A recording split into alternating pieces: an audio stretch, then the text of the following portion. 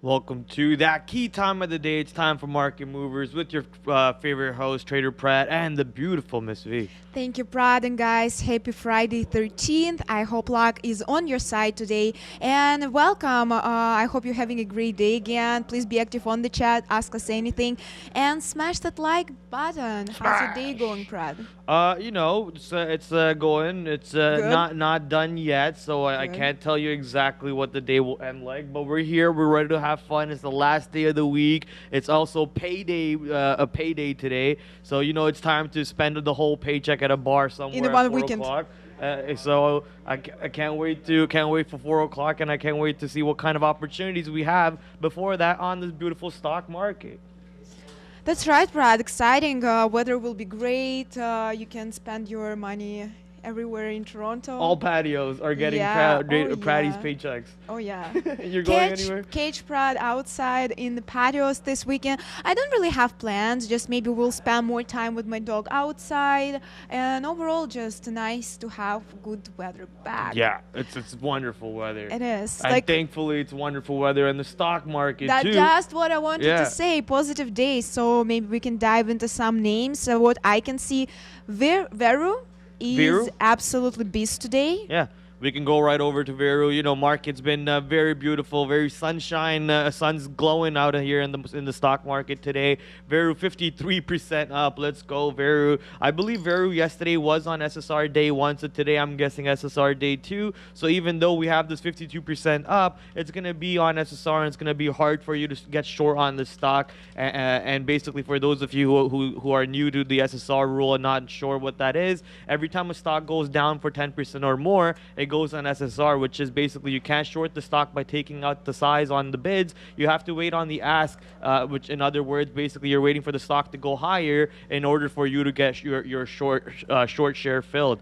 So Veru today 54%, still ripping to the north side. Look at this day candle over here, right back to those ranges we were looking at near $15, $17 or so. Currently, we are seeing a little bit of a barrier coming in at 15, and I can understand why. Look at these candles exhausting around $15 or $15.50 at highest. I could expect, maybe going to 13, finding buyers, going to 12.50, finding buyers for later on in the day. 12.30 or so, the volume dies off. 1 o'clock or 1:30, volume picks back up, and we try to go test the day's high again around $15 and $15.50 and so on. So let's go check out if that is the play that we'll be looking at later on. Currently, my only 2 trades of the day today are Apple long of 146, which sadly I got stopped out on before this pop. So I got long. I did get beautiful, exit scalps out of that, so I scalped it multiple times on the way up, and then I set my stop out and I just walked away from my computer. I got stopped out on that on the way back through 146. So still a winnable successful trade. Still a successful trade for me, and sucks that we weren't able to capitalize that move to 147. Apple today 3% up on the upside, and Affirm, I only have 2 trades on Affirm today. Well, 3 trades if you count my re-entry over here. So I got short at 23. I wasn't really trying to take profits. I was trying to send my stop at 23.50 break, but instead I sent my stop to 22.50, which it wicked into and then immediately punched me out. So I got a keystroke error basically in a way on Affirm over here, and over here around 21.50, I took a nice little scalp long of 50 cents. Got back in near the same price, and I got stopped out on the break of that. So only 2 trades so far. Very, very light on the trading end. I'm trying to keep it light. Market having a pretty good bounce day, but we're still near that 4,000 level. So if the market rejects that 4K level, I think shorts will be back in play, and I'll be more than happy to punch Apple short at the high of day or Facebook short at the high of day and so on. So just waiting for a little bit patience and green day so far. So I can't complain about having that on my belt today. Happy to hear, Prad. And real quick, Alexandra Flores on the chat asking how to become a member. Well, Alexandra, thank you for your interest. I will show you a few ways to become a member. So under the video you're watching, there is join button. And in case for some reason you don't have it there, you can go to our homepage, and right at the top you will see join button and subscribe. So if you click the join button, you will be able to become a member. And guys, it's just $5 a month, but a great way to support the show. So shout out to all the members, and thank you guys for your support. Oh man, I was gonna front run Apple 147 over there, but Apple 147 was so there was some size on Apple 147. I was thinking about getting short, but thank God I didn't do it because look at this market ripped through that. That size on 147 got taken out. We're now 20 cents in the money. Luca's having the time of his life over there. Let's go, Luca. This is why you never short Apple. Apple's taking off, man. Sucks that I got stopped out because I would have been $1.30 in the money right now off of this move on Apple. Incoming big moves, but let's see if market trying to come down. UVXY actually not popping up either, so market's not really trying to come down. So I don't think Apple's getting ready to short just yet. So we'll be patient. I think I did message in our group chat asking them if you know. What was the question that I asked? The question was, it does Apple 150 come into play today? So we're not sure if it does come into play. You know, Apple's already up 3%, but if it does come into play, well, Luca says 150 comes into play, and if Luca says that, then I just have to believe that because that man trades Apple more than anyone I've seen in this world. So if he believes it, I believe in it. 150 is where I'll be waiting for my short at that point. I need Apple to come down. Well, Apple, my friend, today was not looking like it wants to come down at any point. Just wants to rip up. Look at the UVXY right now getting ready to go back to lower days, at which point, obviously, the market is trying to go to the higher days and get past the higher days even more. So market having a beautiful bounce day. Congratulations to anyone who's long across any stock. And yeah, go Heat, go, says Playmaker. Yeah, baby, go Heats, go. I mean, go Leafs, go too, but it sucks that we lost in overtime. Like, come on, man. Overtime loss. We needed that one so big. Now we go to Game 7 tomorrow, so I'm probably going to be at a bar tomorrow watching the Leafs win a Game 7 and make history. History in the making coming up. Funny story, today I accidentally timed out myself. Yeah. And I made a joke that I said that the Leafs will lose and Neil timed me out. Anyways, we wish all the luck to Leafs. And on the chat, Greg Moore is asking if I'm trading Tesla today. Yes, guys, loser name for me, tough week overall. I'm super excited for the next week, to be honest with you, to recover again. I got long at 773 and so stock went absolutely different direction. Since that we found bottom at 760, but again I didn't hold all the way until there. I got out earlier, thankfully. And yeah, so Tesla still up more than 5%.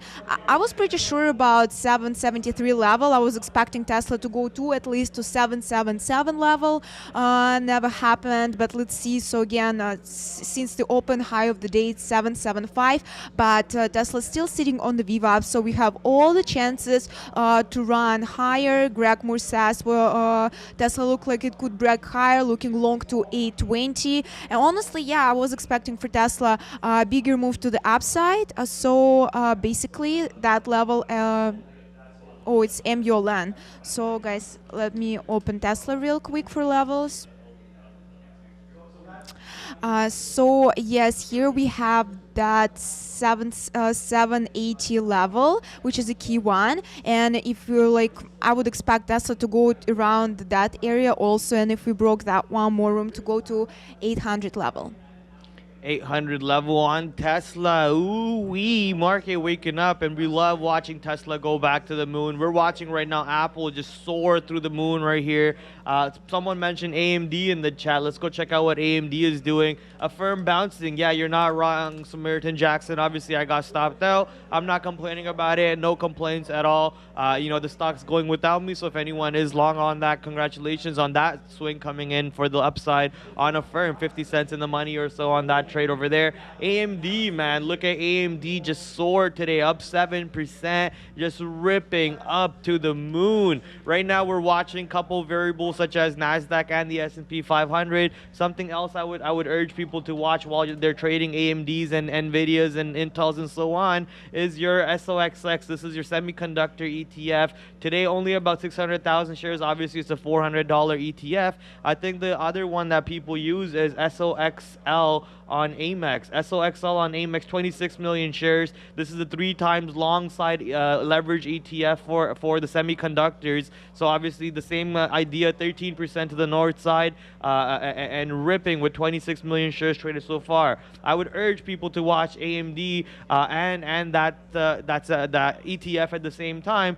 That way you have an overall idea of what's going on across the board for semiconductors. At the moment, clearly they're ripping. 93.80 seems to be around the high a day. My bones, my mind and everything is telling me to go short over here, risk only 10 cents, and then your risk to reward is pretty great. But also at the same time, with the amount of buying coming in from across the board, Facebook ripping, Apple ripping, AMD ripping, I think I'd rather wait for 94 to actually break and show me that there's no more buyers coming in past 94 in order to take that short past that. So at the moment, just gonna be patient. I'm trying to be a little patient across the board on if I want to short stocks. I really want Nasdaq to show me weakness around this 12,300 and S&P 500 to show me weakness around this 40.15 and 4,000 area.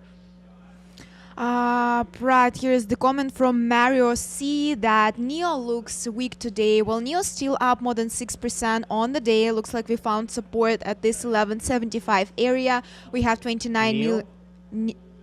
NEO. Oh, it's AMC? You're looking at AMC, yeah. You see on that one is NEO and there AMC. Thank you. Okay, so yeah, looks like we found first support here at around 1394 for NEO, and now we're a little bit consolidating on VWAP, but overall again NEO also up more than 7%, so I wouldn't say that it's that weak. The only thing, we have 29 million volume with the average 73 million. Any thoughts on NEO?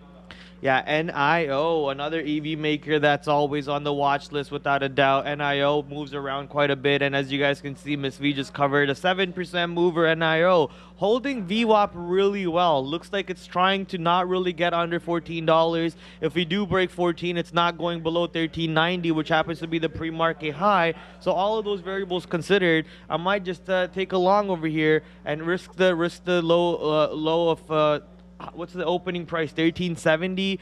Market's obviously trying to rip, so I'm just gonna throw an order out there to the downside. Let's just do let's just leave it at 1402 or so. Let's throw an order out there, try to get long, and then we're not giving it too much risk, about 1390 to the downside. And if it does work out for us, we end up with a great trade coming in on let's actually move it to 1405 instead. 1405, where is it?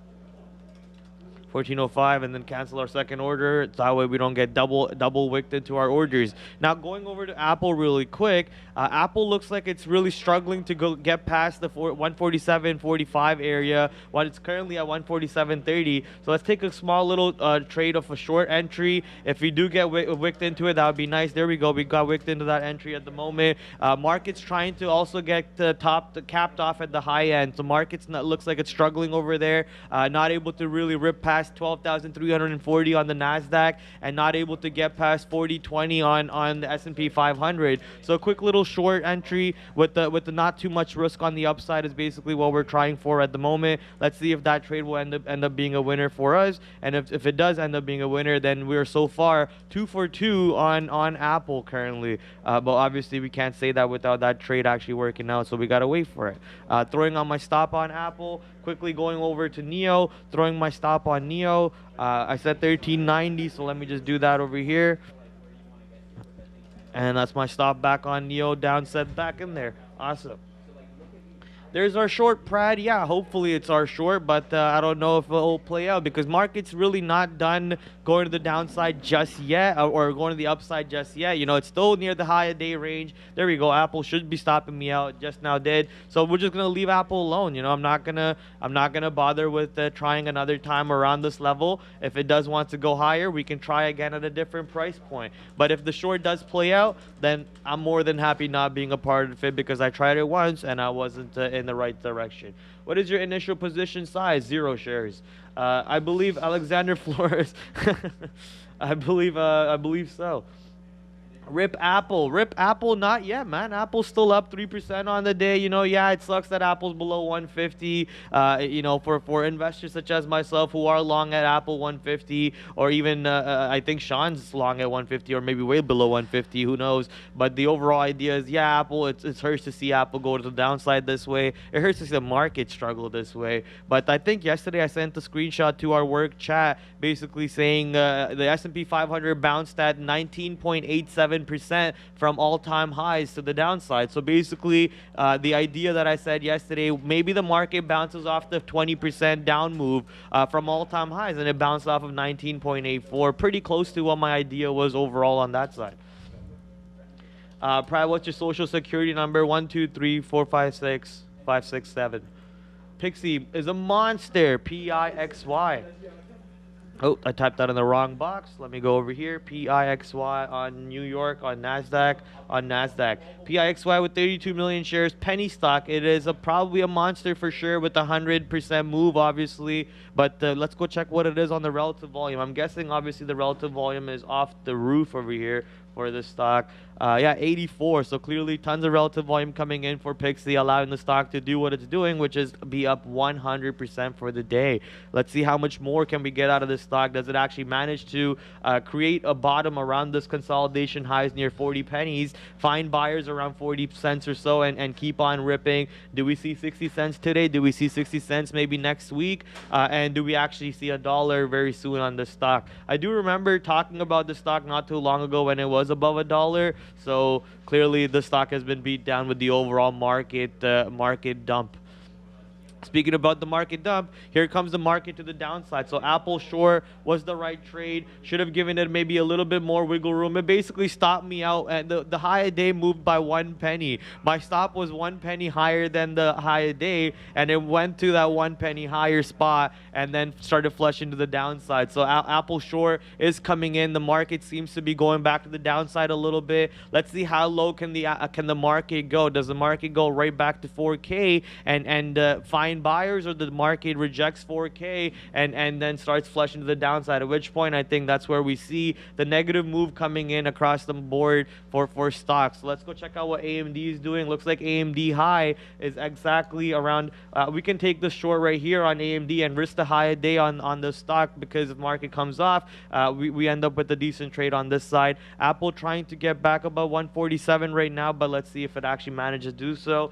Facebook, what is Facebook doing? Facebook got back above 197. Sorry, it's at 197-ish. So if they can give me the share shorts over here, we're also not risking too much on Facebook to the upside at the moment. Trying to give it a little bit of a wiggle room, trying to give it to at least to 197.30 or so on the Apple on this Facebook short. So where's my Facebook blotter? Miss V, you want to take over while I throw my stops out? I would love to welcome Alexandra Flores. Alexandra, thank you so much for figuring it out and becoming a member. Welcome to the green side. I hope you're having a green, profitable day. We appreciate your support so much. And guys, thank you everyone. Again, we're super close to become a 300,000 subscribers community. And I will also check how many members do we have currently on the channel. So thank you, team. I wish you all the best. Thank you, Miss V.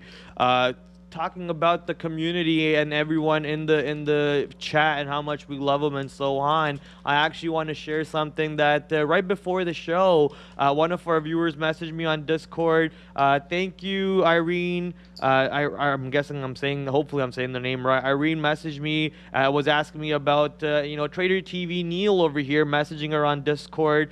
So just a quick clarification: Neil, Sean, and Brendan, they have Discord accounts on our server, but they don't really use Discord. So if you're ever getting a message from Neil, Sean, or Brendan on Discord, it is a scammer, 100% scammer, unless there happens to be some rare occasion where they happen to get on that server and want to use it. So this guy over here pretending to be Neil, obviously talking about how we are opening up some sort of a course, a program or something. All of this is fugazi, all of this is fake. Please don't believe this nonsense. So thank you, Irene, for shouting out or or I'm giving Irene a shout out for messaging me, telling me that there was a fake profile floating around the Discord. So if anyone else got that message, please be careful. You might get those messages on Discord, on Twitter, on Instagram, or any social media platform that we are already existing on. So be careful, please, please, please, please, please.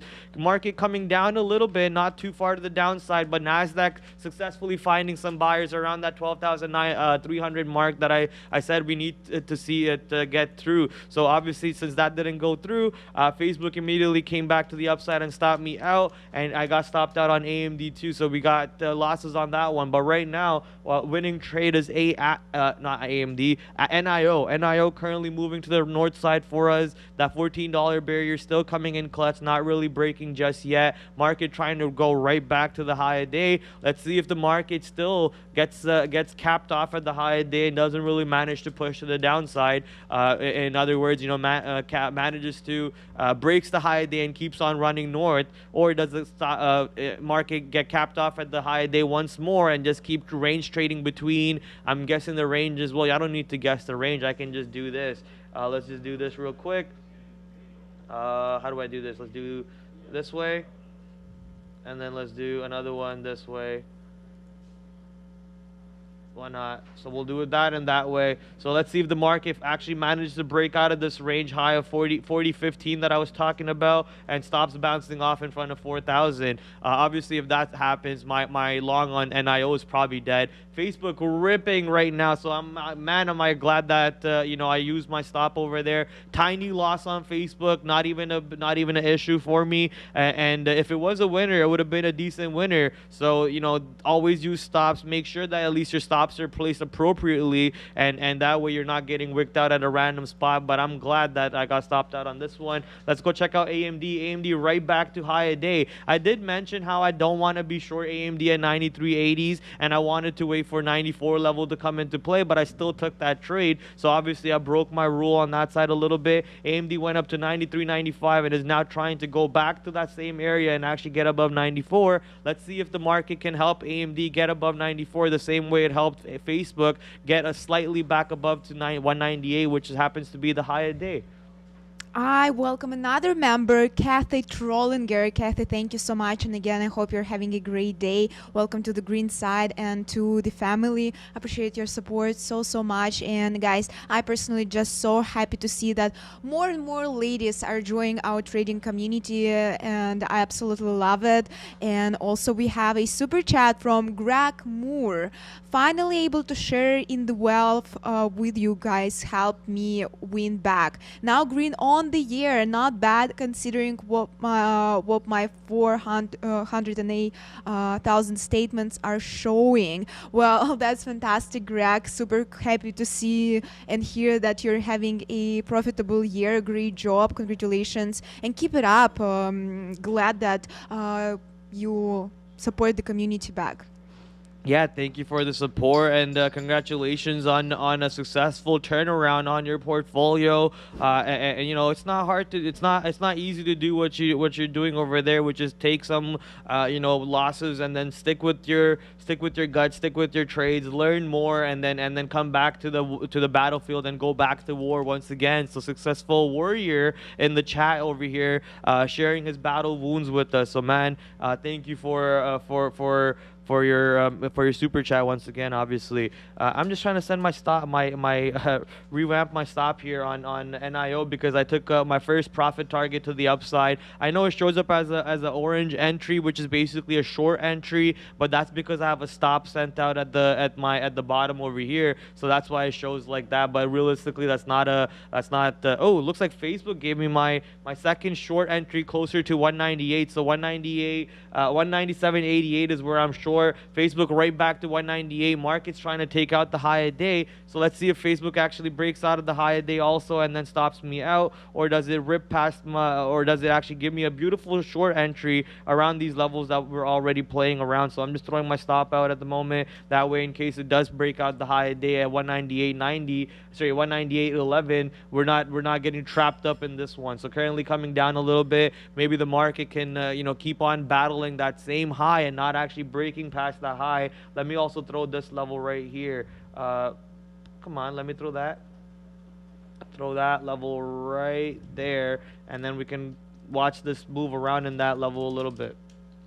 All right, market. Help me out on a nice little Facebook short. What is Apple doing at the moment? Apple's still around 147. AMD, did it break 94? It did break 94, but only by 3 pennies. Now, obviously, that doesn't mean that that's a failed break or anything, because it could find buyers right away and rip right through it if the market decides to go up. Right now, UVXY is just trading slightly around $16.40 and so on. So if I was to take the short right here, you best bet that I'm not sending my stop out at 94.04. I'll probably be sending my stop out at 94.11 or something. So even though 94.03 seems to be the high of day, just know that that's not really the weak spot break of a stops. But that being said, I'm gonna take that short right now. Is this stock on SSR? It's not. But oh, there we go. We did get our fill. The stock's trying to go up, as I did mention that it could easily break past 94 and get above 94.03. Let me just throw my stop out right now. 94 bank, 94 blank, and we'll do that, and then our stop was sent out on that one too. Facebook stop sent out, AMD stop sent out, NIO stop sent out. We're in 3 positions at the moment, and NIO is our #1 winner, 12 cents. Actually, Facebook's getting up there for us, 30 cents, 13 cents in the money. Let's see if we can extend that. Well, NIO, man, what a clean trade. I don't know which one, if you called out NIO, or maybe it was Miss V who called out NIO, but that $14 consolidation was just absolutely free money. And let me just say that before Luca turns around and says, Prad, there's no such thing as free money, buddy. All right, Miss V, I'm gonna need you to take over for about 5 minutes. Absolutely. And again, guys, I can see that someone also asking how to become a member. So again, you can go to our homepage real quick, and yeah, I will show it to you right now. So if you go to our homepage, here's the join button. So thank you guys very much for that support. And also Alexandra Flores has birthday today, so happy birthday to you. You have a whole weekend ahead. Hopefully weather is amazing where you are located, and you will have a great celebration. And yeah, let's come back to stocks, guys. So someone wrote Microsoft long. As we can see at the open, Microsoft dipped all the way to that 255 area, but then recovered greatly. High of the day we have 262, and we're still strong on the day, up more than 2%, holding it above VWAP and actually trying. We broke this resistance level at 261 and trying to go back to day high. So great job for Microsoft. And if markets will continue ripping, yeah, maybe we will be able to break the day highs, or it will bring some nice short opportunity. QQQ actually also broke that resistance level of 300. So let's say more opportunities and green energy on the markets. New SPY high broke. The Joshua, thank you for telling me about SPY. I have QQQ chart, and here probably need to have SPY also. Beyond Mid, let's take a look at Beyond Mid. I believe Beyond wasn't doing that great recently, but let's see where we today. Beyond Mid actually currently at day highs at $30. Let's see if we will be able to break that one, but great job on Beyond Mid. And we can take a look at a higher time frame on BYND.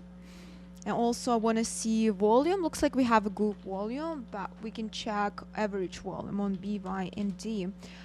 Average volume is 3 million. Today we have 4 million and 400. So great volume on Beyond Mid, up 19%. Let's go beyond. Yes, so as you can see, guys, starting from 5th May around, we had downtrend on Beyond. Then here on 11th we had a crazy dramatic dip and a beautiful V-shaped recovery happened. So now we are nearing that resistance at $31, and if we break the $31, we have more room for Beyond to go higher. But great job for Beyond on recovering out there. Oxy dropping. We can take a look at that. Oxy energy name on New York. we're still up 7% on the day, and again, Oxy showing some strength. We didn't break VWAP up even once yet. We had some drop in here at around 1038, but found support at 62.62, and now, guys, we were consolidating and decided to break to the downside. Let's see how low Oxy will go, but again, still up 7% on the day. So let's see. So from 63 we dropped to, like, yeah, it's not that big drop for Oxy, but obviously for going higher we need to break that consolidation of 63.88.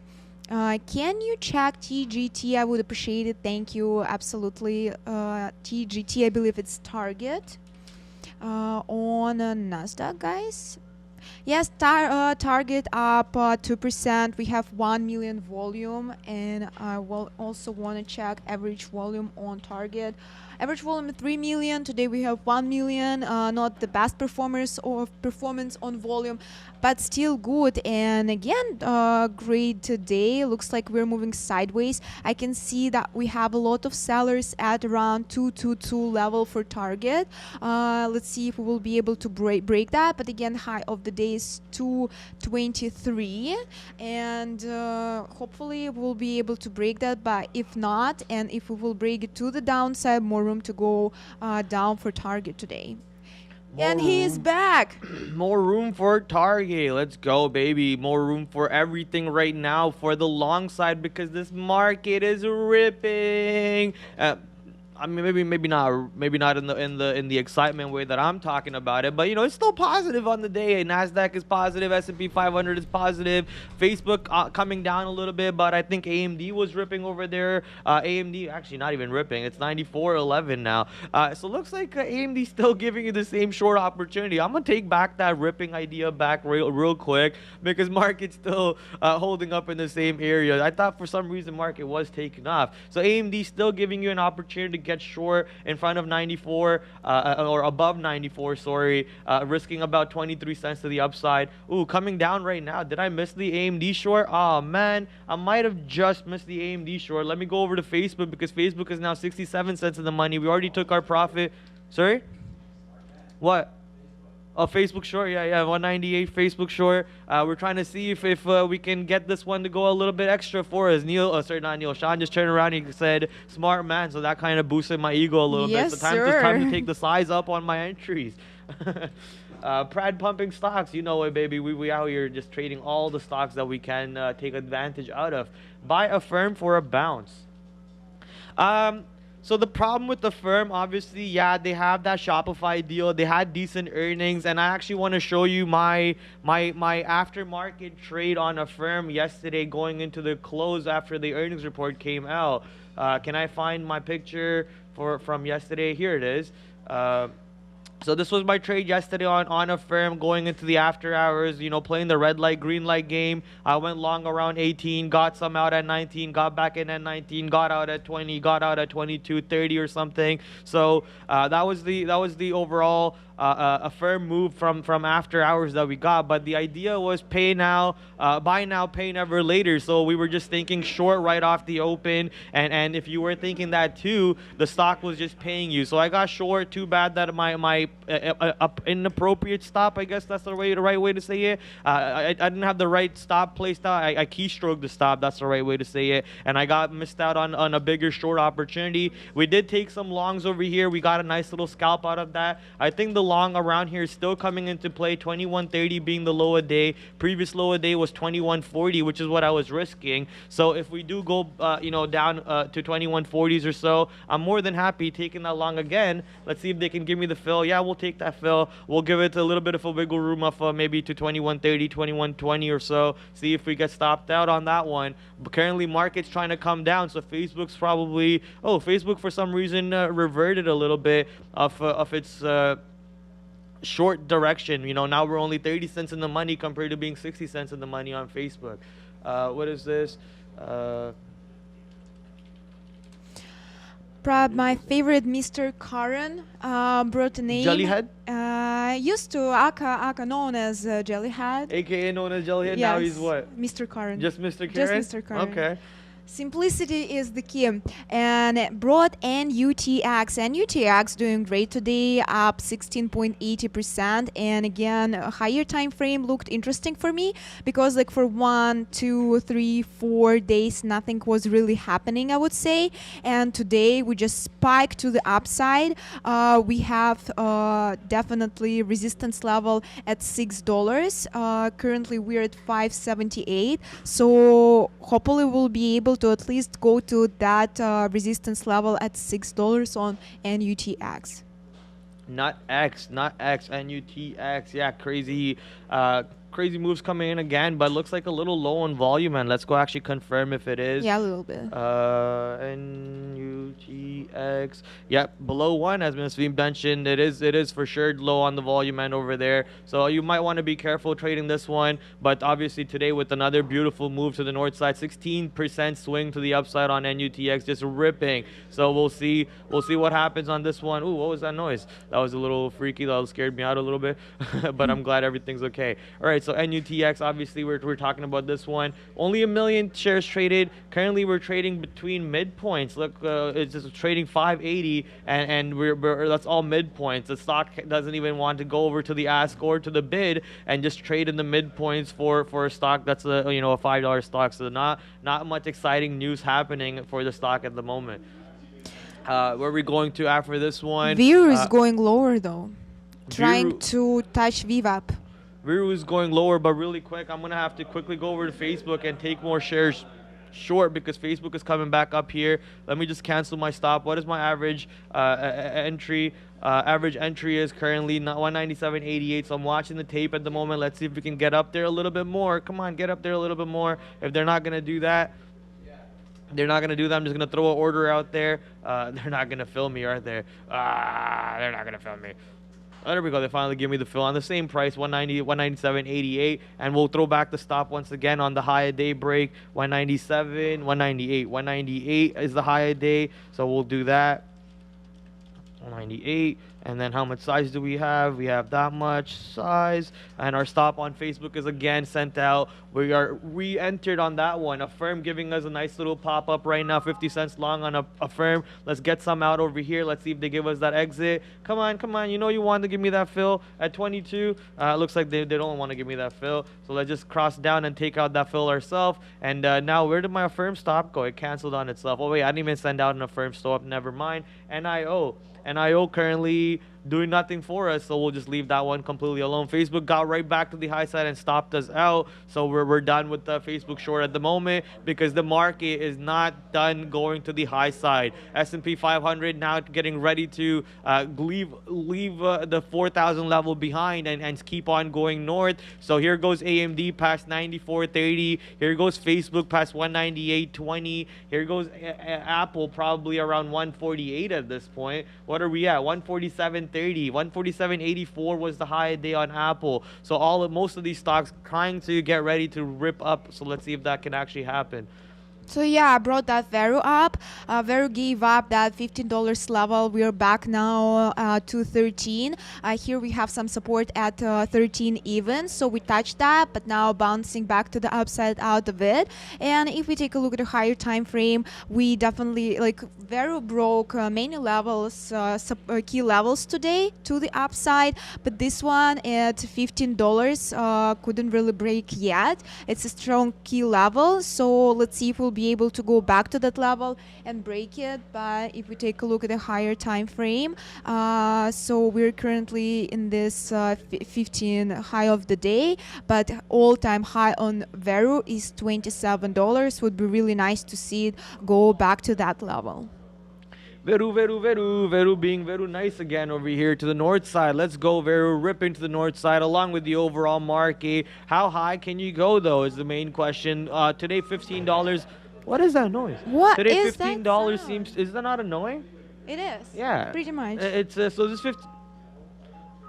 Yo, whose phone is that? Yeah. This $15 level over here is trying to cap off itself. Let's see if 15 can actually break through later on in the day and get to I don't know why I'm getting annoyed. I make loud noises all the time, and people over here are trading really real money, big time money, and they're probably get annoyed more than me getting annoyed for little things. That's classic. Luca goes, You no, do classic. what annoys you. You do Do what exactly the annoys same you. stuff. Yeah.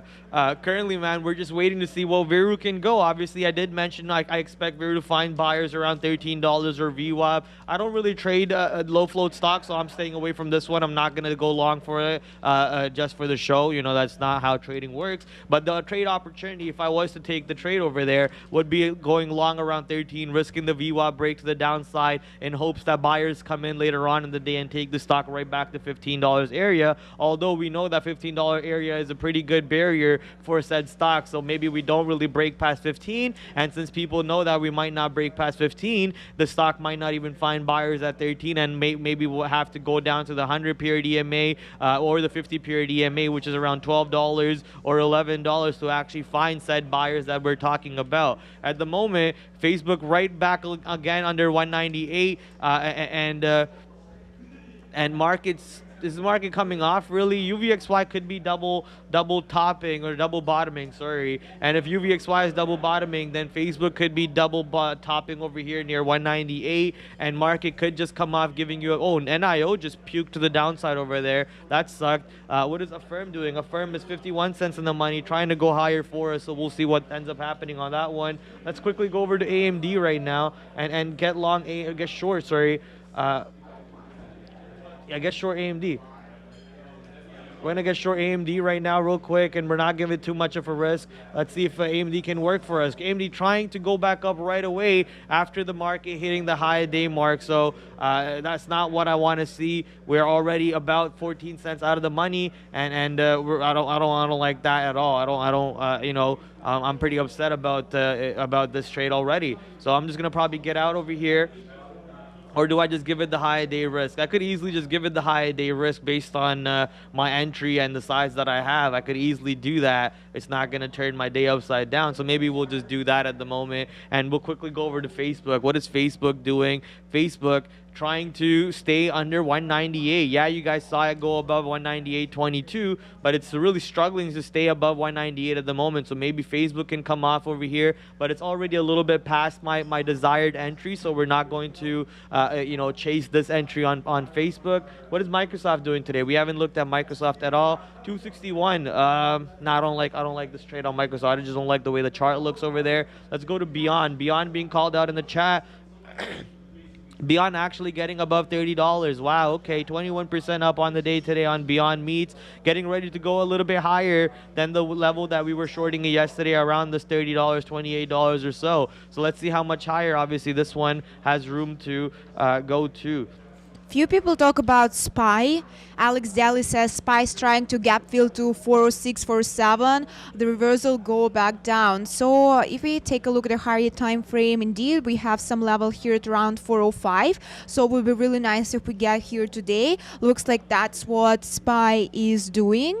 As we're currently here, next level I would say would be at around 402. We already broke 400, so we definitely have room, guys, to go to 405 and beyond. So let's see, but great job for SPY also. Nice recovery. Beyond Meat. All right. Hello, what is support level for Apple? Well, the previous support level was 150, and now the support level could be around we could see one support level coming in around 145.50, which is around VWAP. The pre-market high also is around 145.50. We could also see buyers coming in around 146. We've seen that already come into play for that long direction, which I had. It did dip slightly under 146 to 145.50, as I mentioned. So I would just use 145.50, 145 as the support level for Apple, even though Apple did go as low as 143, 139, no, 143 something today was the lower day on Apple off the open. So I would consider 145s to 143s the whole support area on Apple, and the 140 area to be the new 150 on that stock. We'll see obviously if that ends up working out as a trade for in the near future for us. But currently Apple, the longs are just killing it, up 3% on the day. Nasdaq up 3% on the day. S&P 5% up 2.25% on the day. And UVXY just struggling today, well under 18, which was the level we've been watching for a couple days now. UVXY actually even under 17, trading near $16.20 and a range of 16.20 to 16.50 or so, which happens to be around VWAP for UVXY. For anyone who doesn't know what UVXY is, that's just a volatility ETF index. It basically tracks the volatility. For some of you on your platform, you might have the VIX volatility, S&P 500 volatility. You could just use this, but on our platform, we cannot pull up the VIX by itself. So we usually just open the ETF on our side, which is UVXY. Tesla Prad consolidating real hard on that VWAP back, guys. I want to point out that we have a strong level at 771. We have a lot of sellers on Tesla in that level, and we had a good support at around 767, 765. So definitely Tesla will have to decide which direction it wants to go, at least to make attempt, and looks like it's gonna happen very soon. So again, on both sides we have a lot of buyers and sales, so we just need to try break one of those levels to see where Tesla can go. But as market's so strong, we will need to wait until them to move some kind of direction. Also, as you can see, QQQ over here also kind of moving sideways, but above VWAP, so profitable, positive day. Hopefully profitable for you guys. Yeah, so that's all we can hope for at the moment. Market, as you said, Miss V, is pretty strong today, and no complaints about that. We've been waiting for a bounce day in the market for God knows how long now, and we're just happy that the bounce day is here, and we're happy that we're able to wake up and you know, trade it for the bounce day here. So you know, just gotta be happy, red or green. Just be happy that you're here, you're alive, you're able to trade, you're able to, you know, maybe have fun on Friday nights afterwards, whatever it is. Just be glad that you're able to do that. And this market environment is frothy. There's tons of opportunities coming in. Obviously the liquidity kind of trash at the moment, but if you just put the liquidity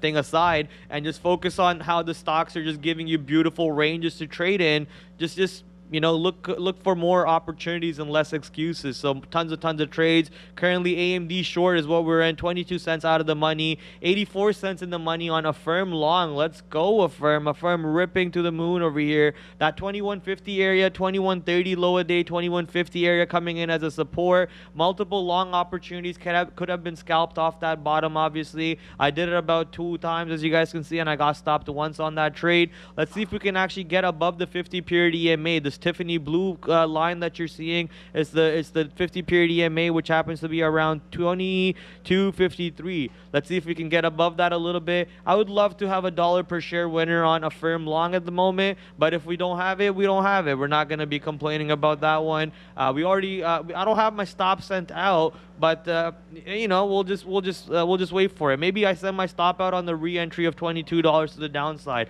So let me actually do that. That way, if we do come back to the downside, I get stopped out in profit, and then I don't have to worry about the stock anymore. There we go, and then we can throw out a long entry at 2130s, 2140s in case it does go back to the downside over there. I'm thinking we get stopped out on AMD very soon over here. Market's trying to go back to the upside. There we go. AMD just stopped me out. Market's trying to go back up, so we're gonna stop trying to short AMD, I'm guessing, and stick with shorting Facebook, because Facebook has obviously been a lot weaker than AMD. Ooh, just as I say that, I'm going to get right back in it just as I say that. This will be my last entry for sure. After this, I'm done trying on this one. I'm not doing it anymore. That's 100% Prad guarantee. That doesn't mean anything, to be honest, but still, 100% Prad guarantee. This is the last try. Not long time ago, guys, we were talking about beyond mid levels and beyond rip to the upside, get to that resistance level at $31. And again, guys, if we break that one, we have like some room to $32. If that one, much more room for go higher for beyond mid. So again, hopefully we will break the 32. Why not? I would love to see Beyond going higher, but great jump to the upside for Beyond. And guys, we still have 3,000 people watching us right now. Thank you so much. If you're here for the first time, please subscribe. Catch us trading live every day. And more things to come, and hope you will enjoy the community. And please smash that like button. Today is Friday the 13th. We need your support so much. Absolutely, likes are free, but priceless to us, guys, because it improves YouTube algorithm. More people can find out about us if we have more likes. YouTube kind of pushes you to the upside, and when people search for videos, it's easier for them to find. Ooh, we just broke 420 likes, so thank you guys, appreciate that, and I will remind you a little bit later again. Thank you, Miss V. As always, very helpful for all sides of for the Trader TV side. If you guys don't watch us enough, she does a lot of work, man. She does the earnings board, which takes for goddamn ever to do. You know, when she was sick at one point, I had to do that, and I was like, oh my goodness, I never want to do this again. This thing's ridiculous. Like, I had to go through 3 million stocks and find the pictures and everything. So Miss V is a very hard worker. So at least for her efforts, I know you guys love her a lot. So at least for her efforts, smash that like button over there for us. We appreciate that a lot. I know that some people think that only things I do bringing coffee and ringing the bell, but that's okay, guys. You can think so. I know the work I do, but the easier my work looks for you, the better I do my work then. So yes, thank you for your support, and Prad absolutely deserve your like, guys, being here every day supporting the community. Right now, Facebook trying to get back up. I don't know why, because Nasdaq's trying to get back up. So let's try to get short Facebook. Facebook is on SSR, no, right? Okay, there we go. We got a lot more size than we wanted on Facebook short, to be honest. So I'm gonna quickly send out my stop over here on Facebook, because I don't want to get screwed up on that one. Lot more size than we wanted, so we got sent out our stop out there. That way, if it does break, we don't get burnt on that stop, and then we can get repriced. Yeah, there we go. Much. I'm very happy with actually taking that loss over there, then holding that extra size that I got wicked into. Market's not getting ready to poop to the downside, ladies and gentlemen. So you know, the shorts are not in play yet. AMD about to go to 95, so AMD also stopped us out. Let's go see AMD 95. What's the area that I was talking about? There's some size actually on AMD on the offer. There's some size on AMD on the offer. So let's get into this one. 95, I did say I want to be part of the 95 game. So finally that 95 actually comes into play. Let's see if we can be part of this one over here. Also keeping an eye on the level 2. I'm filtering the level 2 right now for 500 shares. That way we only see prints of 500 or more. As soon as I see the stock printing 95, I'm going to get out on 95. But if I see a weak a break of 95, I'm going to get right back into it. Kind of something that I want to be doing the same thing on Facebook, but we're going to leave Facebook alone at the moment, because Facebook might have a little bit of a wiggle room out there. Nasdaq is currently ripping. S&P 500 is also not really ripping, but it's moving up to the north side. So with them moving to the north side, you might want to be careful. NIO, I took another profit on NIO to the upside. So 4 profit targets have already come into play for me. Let's see if more profit targets could come into play. AMD up 15 cents, but nothing too exciting about being up 15 cents. Let's see if the market flush and take AMD right back to 92 some odd dollars. I'm expecting the barrier at 95 to come into play. There's about 50,000 shares sitting on 95. Let's bring in the calculator to do the calculations for us. Now let's see. I think there was about 25, so 50,000 shares. 50,000 times 95 is about $4.7 million. So about $5 million is on the offer at 95 for AMD at the moment. Apple, I'm guessing, is around 148. Wow, Apple's still not back to 148, but AMD and Facebook and everything else across the board looks like it wants to take off. So let's go check on Microsoft. Is Microsoft part of it? There we go. Microsoft is back to the high days. 262 on Microsoft with the high day of 262.10. So I might think about taking a short opportunity on Microsoft closer to my breakout entry. So let's just throw out order over there. Let's see if we could get a fill on that side. If not, then no problemo. You know, we're just gonna have to leave that one alone. Not ripping, not enough fuel. Yeah, exactly. Not enough fuel, not ripping. I know I said ripping, but I corrected myself right away. There's actually not enough fuel, as you mentioned. You're 100% right about that one. There's no follow through at the moment. There's only 6 minutes left for lunch. So with that coming into play, also we're expecting volume to die down a little bit. Greg Moore on the chat, can we get a Tesla move through the 770s, please? I feel you, Greg. I'm kind of, my patience getting to an end on these moves, but again, it will happen sooner or later. It will happen. This picture we saw with Tesla a lot of times, and again, it will jump to any direction, both to upside or to the downside. We just have to wait, be patient, and we will see what Tesla wanna do.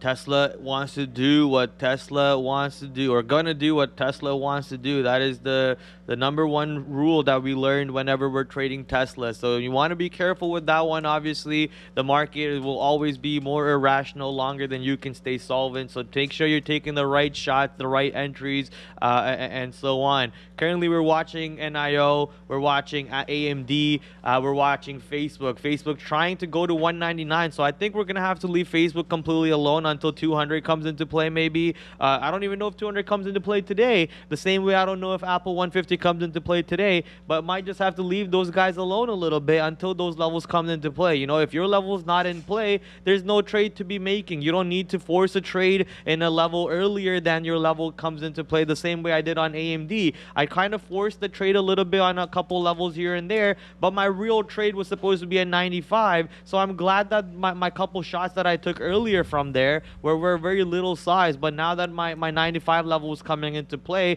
I'm actually sizing up on this trade. I'm getting ready to take more and more size, especially even if I get stopped out on 95 over here. I'll gladly take that stop on the size that I have, and I'll think about repricing it if there was a weak break of 95. If I see weakness coming in on the market, you know, UVXY trying to bounce from the double bottom, S&P 500 really struggling to take out from the 40-20 to the north side, and NASDAQ also struggling to really rip to the north side also. So all variables considered, I am still very happy for my short entry, and I'm not too worried about it. And if it does stop me out, I'll be getting ready to get back in on a different price point.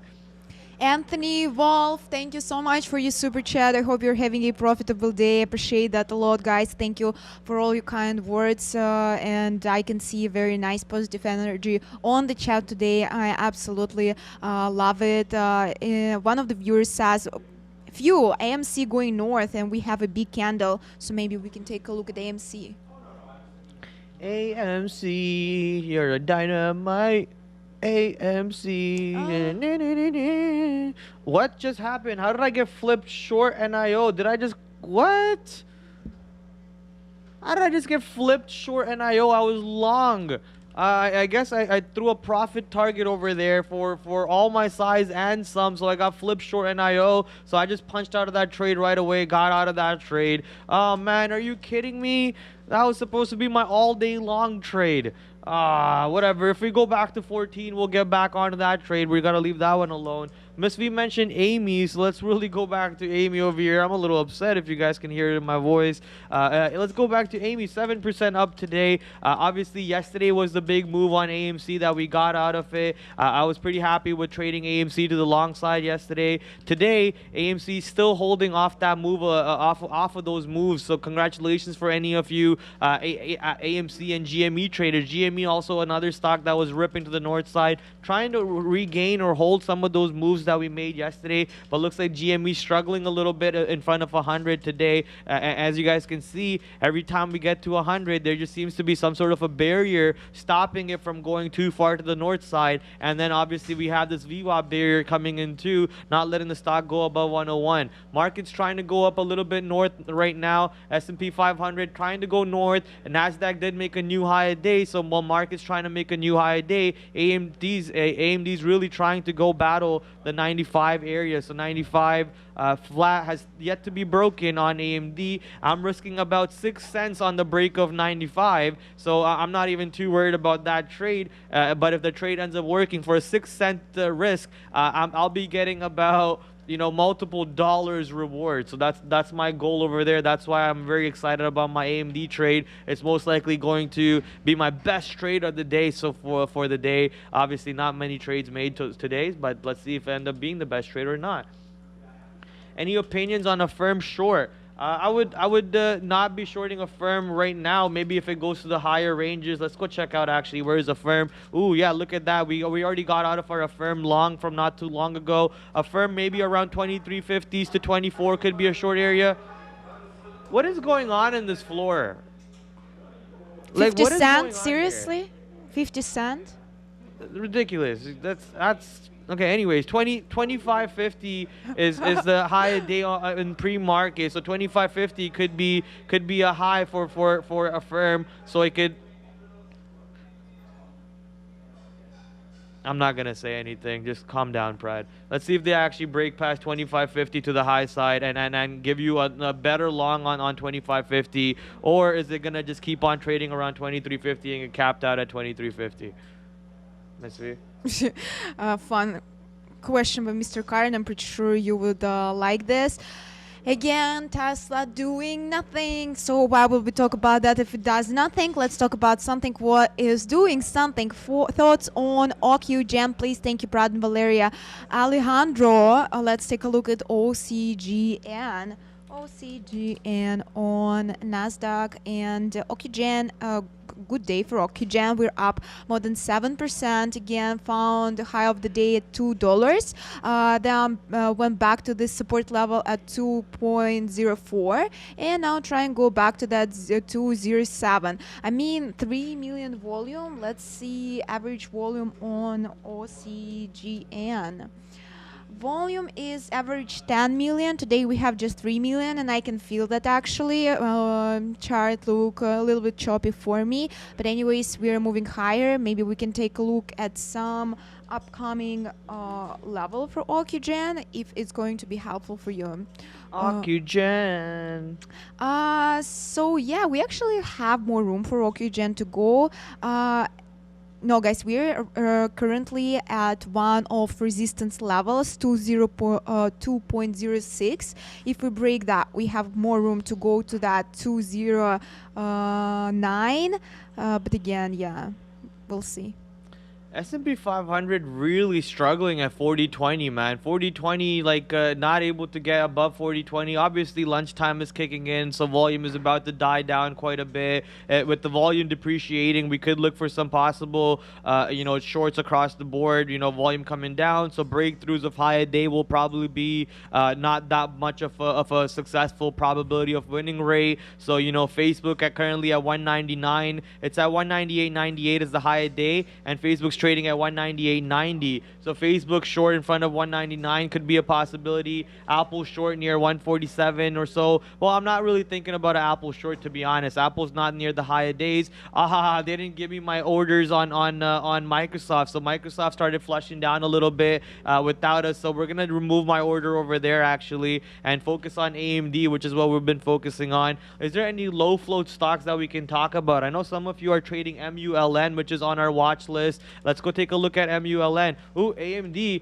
AMD actually broke that 95 level and is reaping. Sorry, Miss V? We are reaping. Yeah, AMD actually broke that 95 level. Nasdaq took out the high day over there just now. So is 95.06 going to be the high day on AMD, or is the market going to come back to the downside? UVXY still struggling over there to UVXY still struggling on their side to go to the go back to VWAP. So if UVXY is struggling to go up, then the market really has no downside. And if the market doesn't have any downside, then AMD doesn't have really a short thesis to play out overall. So let's see. We're gonna get right back in it. We're just risking the high day 95.06. You know, stops may have been burnt. They might be time to dump it. Bogdanov, is that what you guys say? Maybe Bogdanov time to show up on AMD over here and dump this stock. Facebook already pushing a little bit to the downside. 199.08 happens to be the break of Facebook. So let's actually go short Facebook also. Yeah, screw it. Go short Facebook. We'll take some sides over here. We're bored, and then we'll risk some 190. What is it? 199, 199.08. So we'll do 199.11, and we'll risk some size over here. Let's see if we can make a banger of a trade over here. But market's trying to actually take off to the north side, so maybe it won't be a banger of a trade as I want it to be. Patience pays, guys. Finally, Tesla showed some movement to the upside. We broke that 777. Wonderful. I would love to be in this trade again. As you can see earlier today, I was trying to get into that long at 773. I was expecting that to move all the way until 777. Then I would get out because, again, guys, we have strong support resistance level here at 779, 780.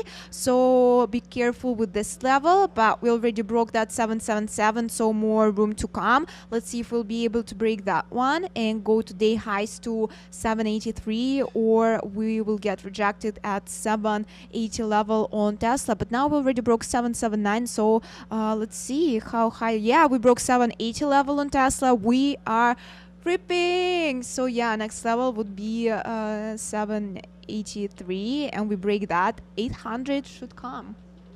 800, yeah, just my stop didn't go off, so just recreating my stop over here because it didn't work out the first time. It looks like I wasn't crossed up enough. Market getting ready to go north, so the shorts are not in play. If you're short something, be careful. If you're long anything, have fun. It's time to eat that winner chicken dinner, steak dinner, whatever dinners you're into. It's time to eat those dinners, baby, because NASDAQ just now created another high day, and what is it? S&P 500 is following with it. So all across the board, these markets are getting ready to go to the north side. So just be, oh my goodness, I deleted my stop by mistake, so I have to now recreate the stop. But I should probably just exit manually right here because market's obviously ripping to the north side. Beyond heading to 32. Wow, I have to pay for shorts on Beyond if I want to trade it. So I don't know if I want to, especially when it's up 25% on the day. I don't know if I want to be part of the short side today on Beyond. Yesterday it made a little bit sense because of the catalyst that it had, but I don't know if that catalyst makes sense anymore, because how is the stock going to reverse a negative 20% move and actually end up positive at one point, and then today we're seeing the stock go up another 26% to the north side. So obviously a lot of nonsense moves coming in for Beyond, if you ask me. But my opinion is irrelevant for the broad spectrum of the market, because clearly there's some buyers coming in for Beyond. There's people who like the stock. We like the stock. We like the stock. So clearly those people are willing to push the size around on Beyond at the moment in order to get a successful winning long trade for themselves. So congratulations for anyone who did go long on Beyond. I personally, and I'm only thinking short bias, Beyond right now being at 32, up 20% after being down 20%, as I already mentioned. I'm a little bit just turned off from the short idea overall. If you were to look for some levels though, I think 32.85 or 33 or even 36 level would be a way better short idea. So when it does get to those prices, we can think about it then. But right now it's just way better to just be hands off on that side. Steve G on the chat says, do you see that BTC is not following markets? Well, BTC, guys, up almost 5% on the day. I just glad to see that Bitcoin back above 30,000.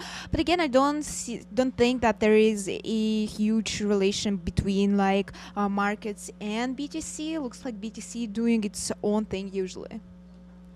Yeah, BTC usually always does its own thing, but it does have a little bit of a market correlation in terms of the negative environment that the market has. Obviously, if market's selling off, then BTC sells off too. But I think the main correlation that sold off BTC was Tether, which was Luca was explaining this to me yesterday. So if I do get this wrong, I apologize. So Tether, which is the stable coin, which is where people park their money in order to just to be safely park their money and so on, that crashed, and that crashing caused the Bitcoin to crash in itself, because if the stable coin is going to crash like that, all other coins which are pretty scary to invest in, like altcoins and so on, you might want to be careful on that side. So yeah, for the most part, Bitcoin will do whatever it wants. Bitcoin has its own market. play over on the cryptocurrency end, but it's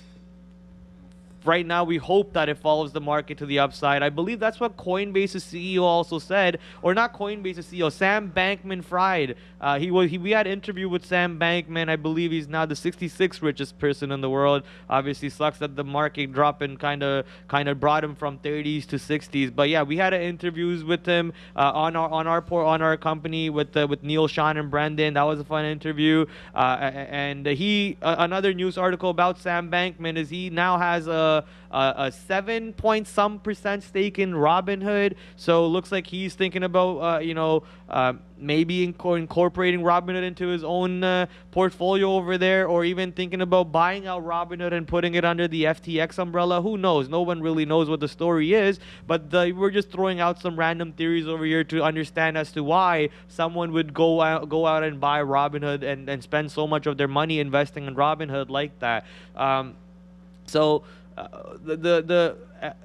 cryptocurrency side, FTX, I forget what the topic started off of, to be honest. So yikes. It wasn't Tether, it was Luna stablecoin is what caused the fall. I thought that was the same thing. FTX has no US customers. Okay. FTX has no US customers.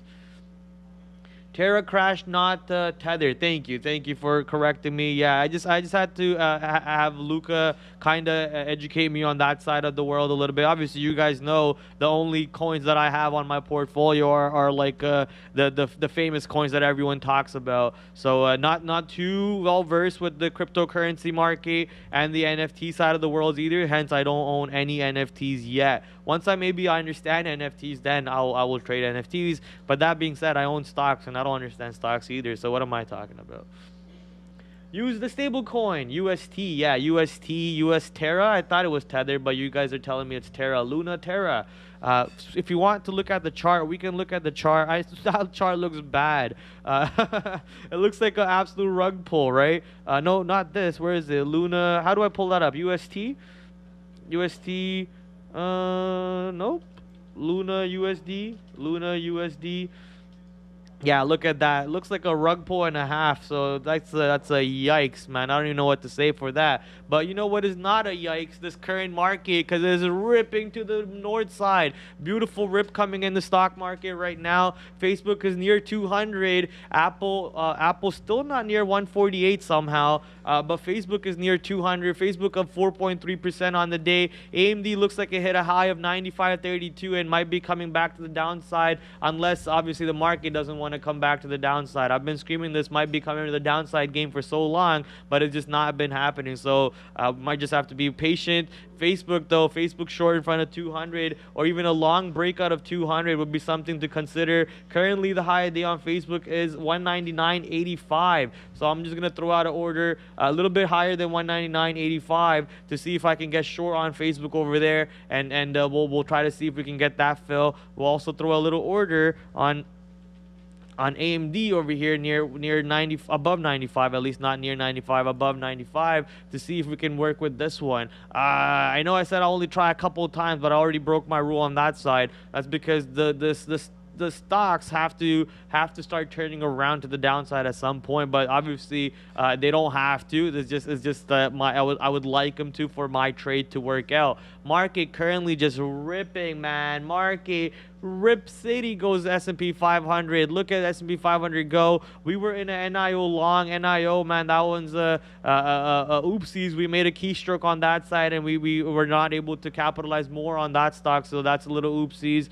And Facebook coming back to the north side near 200. Let's see if we can actually get that fill. We have an order sent out at 199.89, so only couple cents short from giving us our fill on that side. Let's also really quickly go over to TradingView and check what levels I have for the ES on the north side. So I have this 40.30 area, 40.31, 40.60 area, and then 41.01, basically 4,100. So we have a couple levels mapped out. S&P 500 clearly walking into multiple resistance areas in front of 40.30, 40.50, 40.60, and 40.30. Right now we're looking at 40.35 on the ES. This could be an opportunity for big time traders on the futures side to take a short position on the market, or maybe they're waiting for 4100. So if they're waiting for 4100, clearly this market is not done going upside yet. If they're thinking about shorting this level or even 4060, which happens to be a nice level from the previous, I've heard Neil talk about the 4060 level. I've actually traded the 4060 level. So if maybe they're waiting for the 4060 instead, which is only 30 points away from where we are right now, which would mean the shorts are not in yet. The shorts are not just ready. Tesla, baby, guys, I will hit that rocket ship because Tesla going just straight to the upside. Looks like that, symbol that Harry Potter had on his forehead.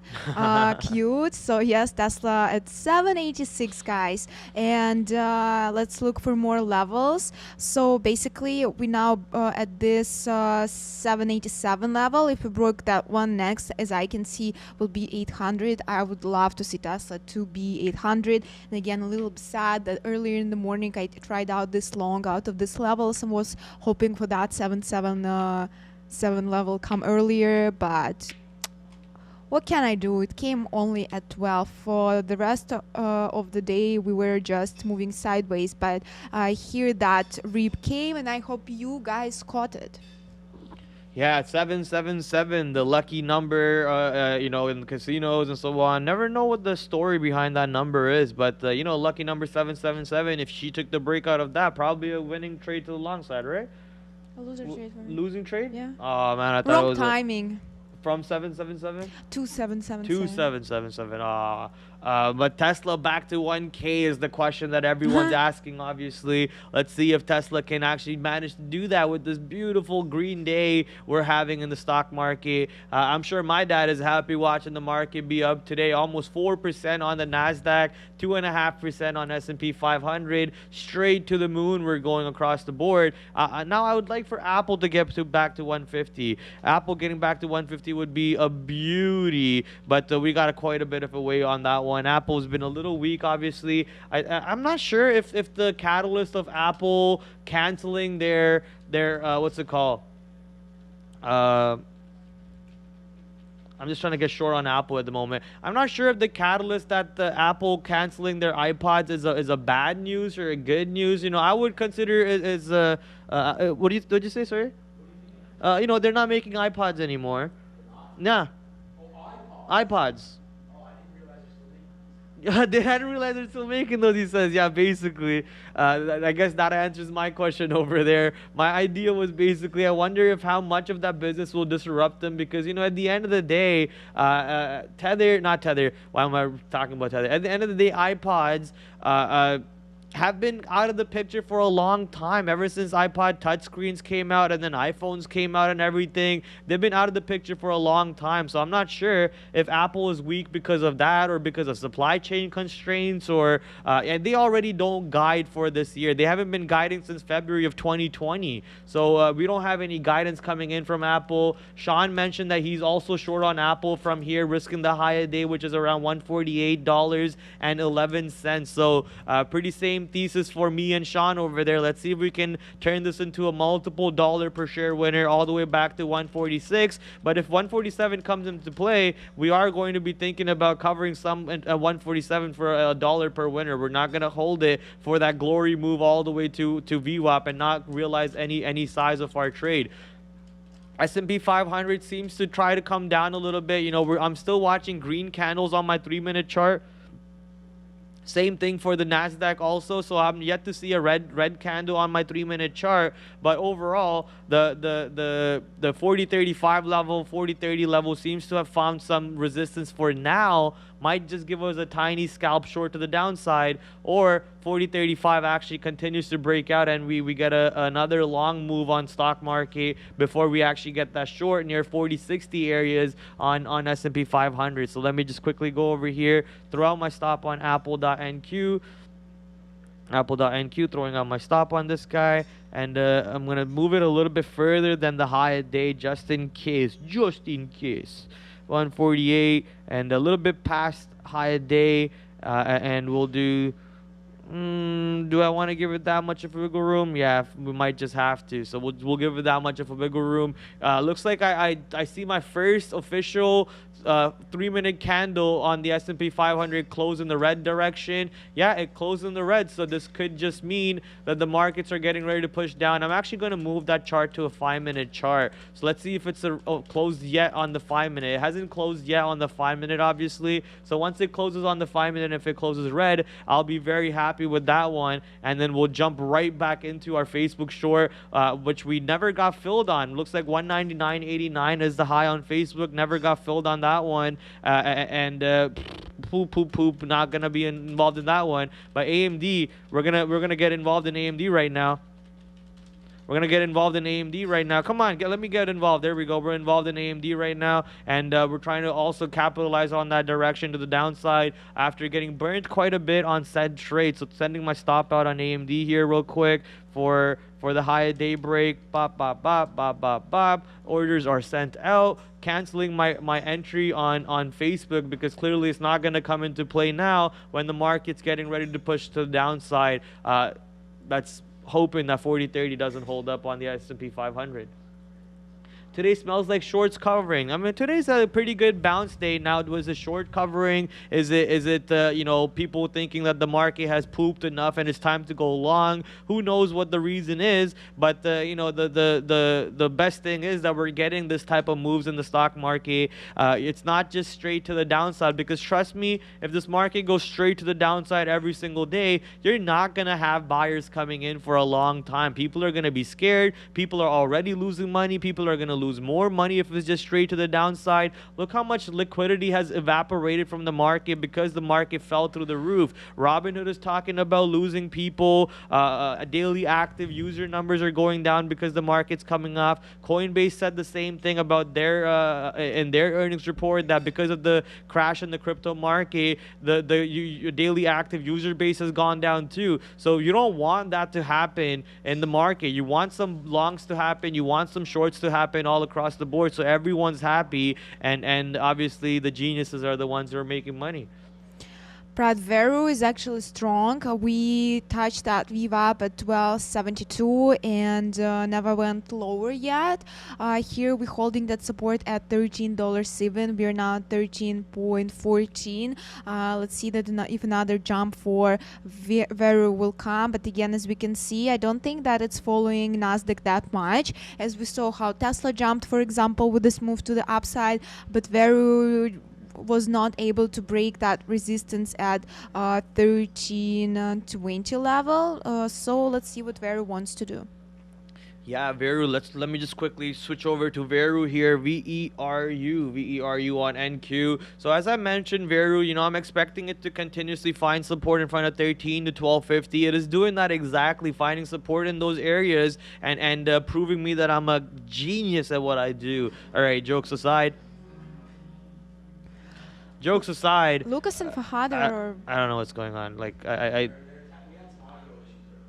but you know, $13 holding up over here, 12.50 at the moment to the downside, trying to hold up. Let's see if 12.50 continues to hold, as I mentioned, and we actually get that buying power.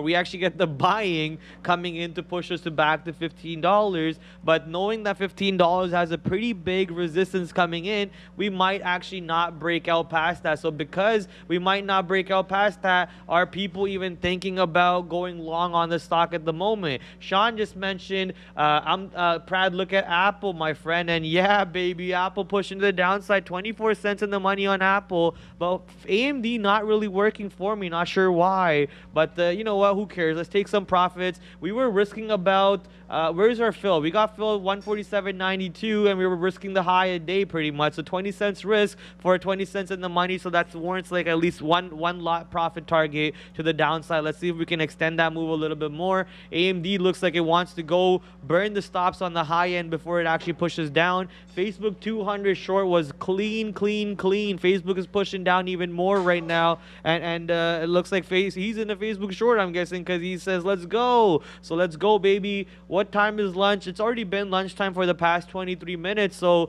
the hence volume in the market coming down. This is the idea that the breakout trades in the market right now will be a little weak because of the lack of volume across the board. So hence we are short on 148 break of Apple. We are trying to be short on AMD right now. We missed out the short on Facebook, and Microsoft probably rejecting itself from wow, AMD actually broke the high day one more time, and it ripped up a little bit. Not sure what that's all about. So we're gonna Apple takes them out, he says, maybe. So let's think about that one over here a little bit more.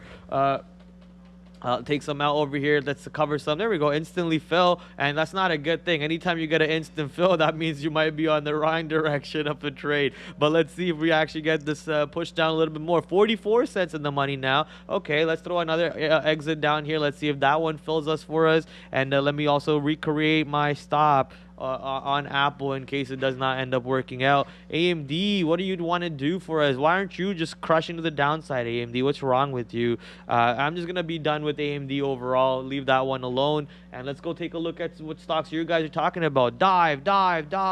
I'm guessing you're talking about the stock market and Facebook and so on. Let's see if Facebook can actually dive like a submarine all the way into the ground. Red October. Now, that was a good movie.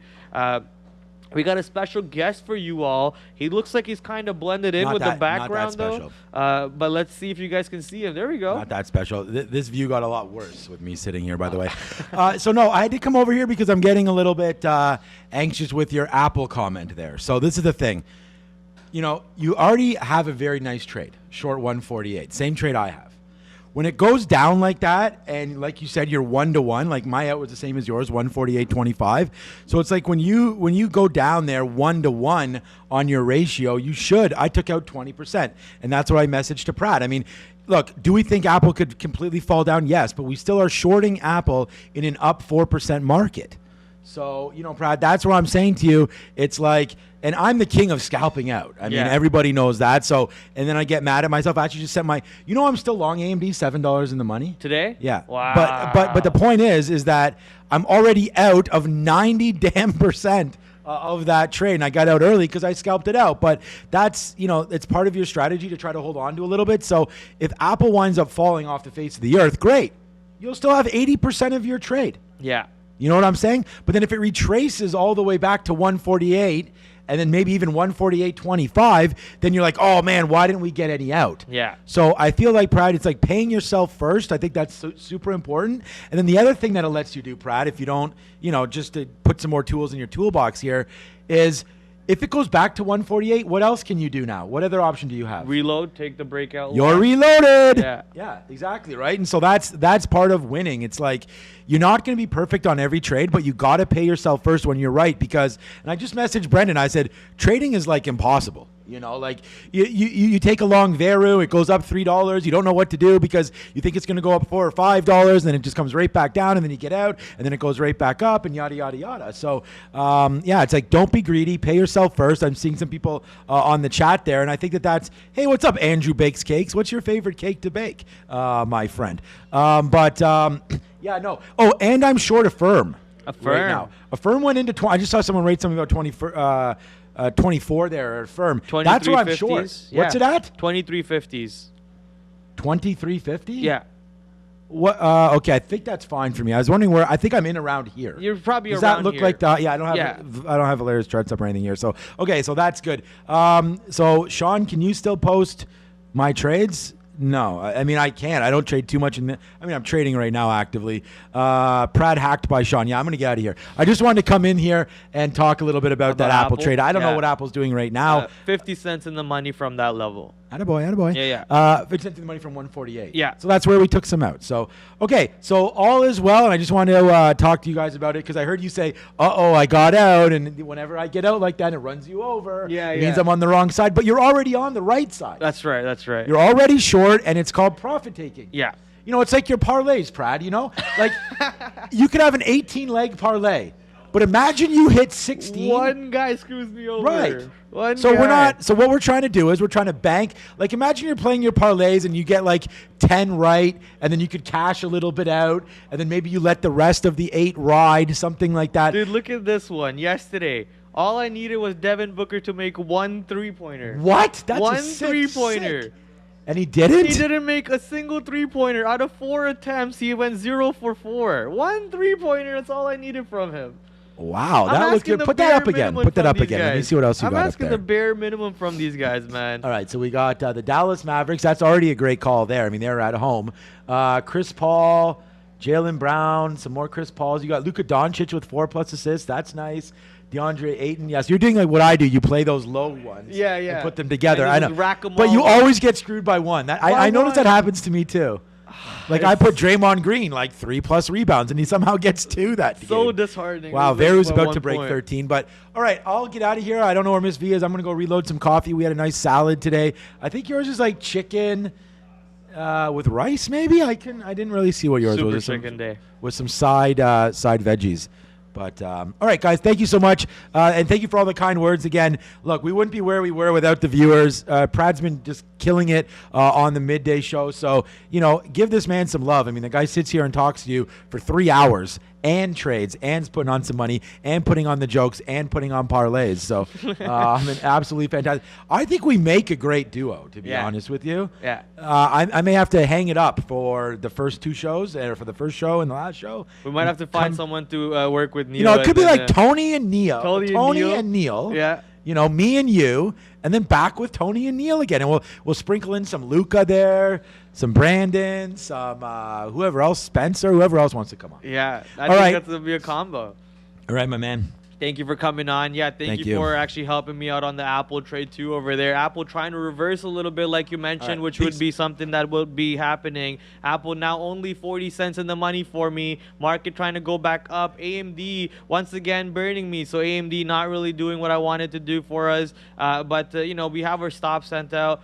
Market waking back up over here. Wakey goes market. So let's see what direction the market wakes up to. Obviously, it looks like it wants to wake up to the north side. So that's not a good thing for the AMD shorts or the Apple shorts, which also might try to reverse a little bit. Now we're only holding 50% of our size that we start bid on Apple. Get more out indeed. Yeah, so as I was saying, I basically only have 50% of my size left, and I was thinking about getting more, and then Sean's comment over there helps me on that thinking process. So more opportunities coming in, and this market not done with this longs just yet, so be careful with your shorts, ladies and gentlemen. Very, very beautiful long market coming in for all of us. Where are we going to after this one? Let me just quickly focus on throwing out my stop over here. That way I can go look at chat. 6, 7. All right, my stop is sent out. Now I can go look at chat. Looks like we have a $20 super chat coming in. Yeah, buddy. Thank you for that $20 super chat, MM. I don't trade with you guys, but here for the entertainment, I think Prad and Miss V are such originals. Thank you for that super chat. We appreciate that a lot. We love being on here for all of you. Where are we going to? Death Cross up on HODL. Death Cross up next. HODL. Hold on to dear life, is what you're saying. OST, pretty please. Let's go check out OST. OST has the IPO not too long ago, which was going a little crazy. Then eventually came back right to that IPO price of $4. Today, OST seems like it's actually waking up, obviously, giving it a move of almost... 12% with only 1 million shares traded. So the volume end might be less than 1. Yeah, less than 0.5. So very little on the volume end on OST. And trying to maybe go back to that IPO price of $4 would be my guess. Let's go check on Tenon, which was another stock that the IPO'd on that very same day and was a lot crazier than OST, because OST the very next day OST came back to the downside, but Tenon kept doing crazy stuff every single day past that. I'm taking out more size on Apple right now for anyone wondering, and trying to hold I can just reload, so we'll just take the profit over there. So Tnon was a stock. Ooh, 666. Tnon was a stock that we were talking about from yesterday. That was cratering to the downside. So Tnon that IPO'd was the same way as OST. Did some wild stuff overall, and now coming right back to that $5 price. Did we get to $5 yesterday? We didn't. So we got to 673. I know Neil was talking about holding it to 5 because I said 5. You had it trailed the whole way. Nice.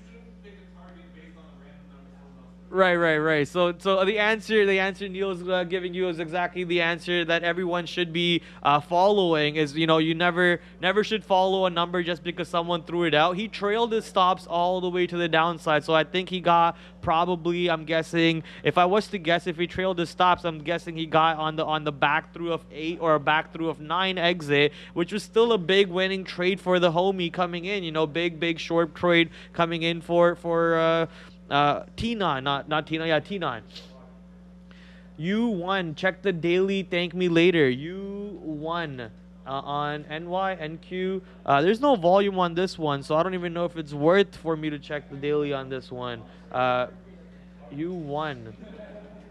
You won. You won. Check the dailies. I'm not sure what I'm seeing. Like, yeah, it popped up to 50 over here. $4. Not sure what you're trying to make me look at. Urban One, what is this? Outfitters, broadcasting. Yeah, I'm not sure what you're trying to make me look at. This stock has no volume on it. We're gonna walk away from this one. TSM. Let's go to TSM. Check out what TSM is looking like at the moment. TSM, another semiconductor. Hello, where's my? There we go. It's on New York. Another semiconductor stock along with AMD, which has been absolutely beautiful to the long side today for anyone who's been trading it.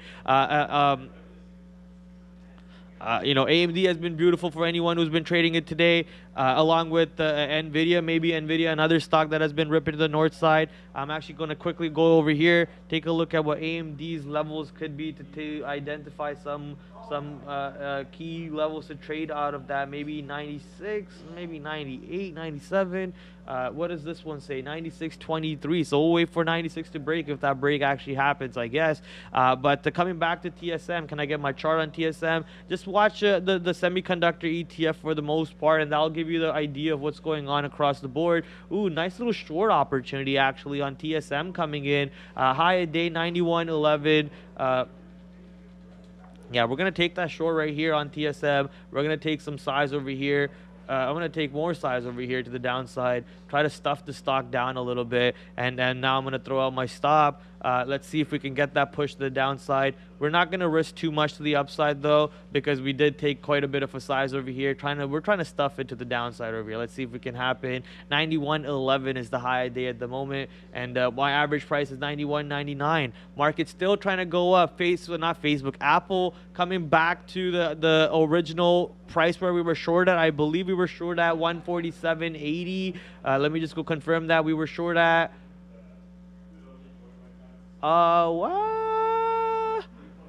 What was I short? I was short at 146.03. Sorry. No. That's not right. That's not right. Nope, that's not right.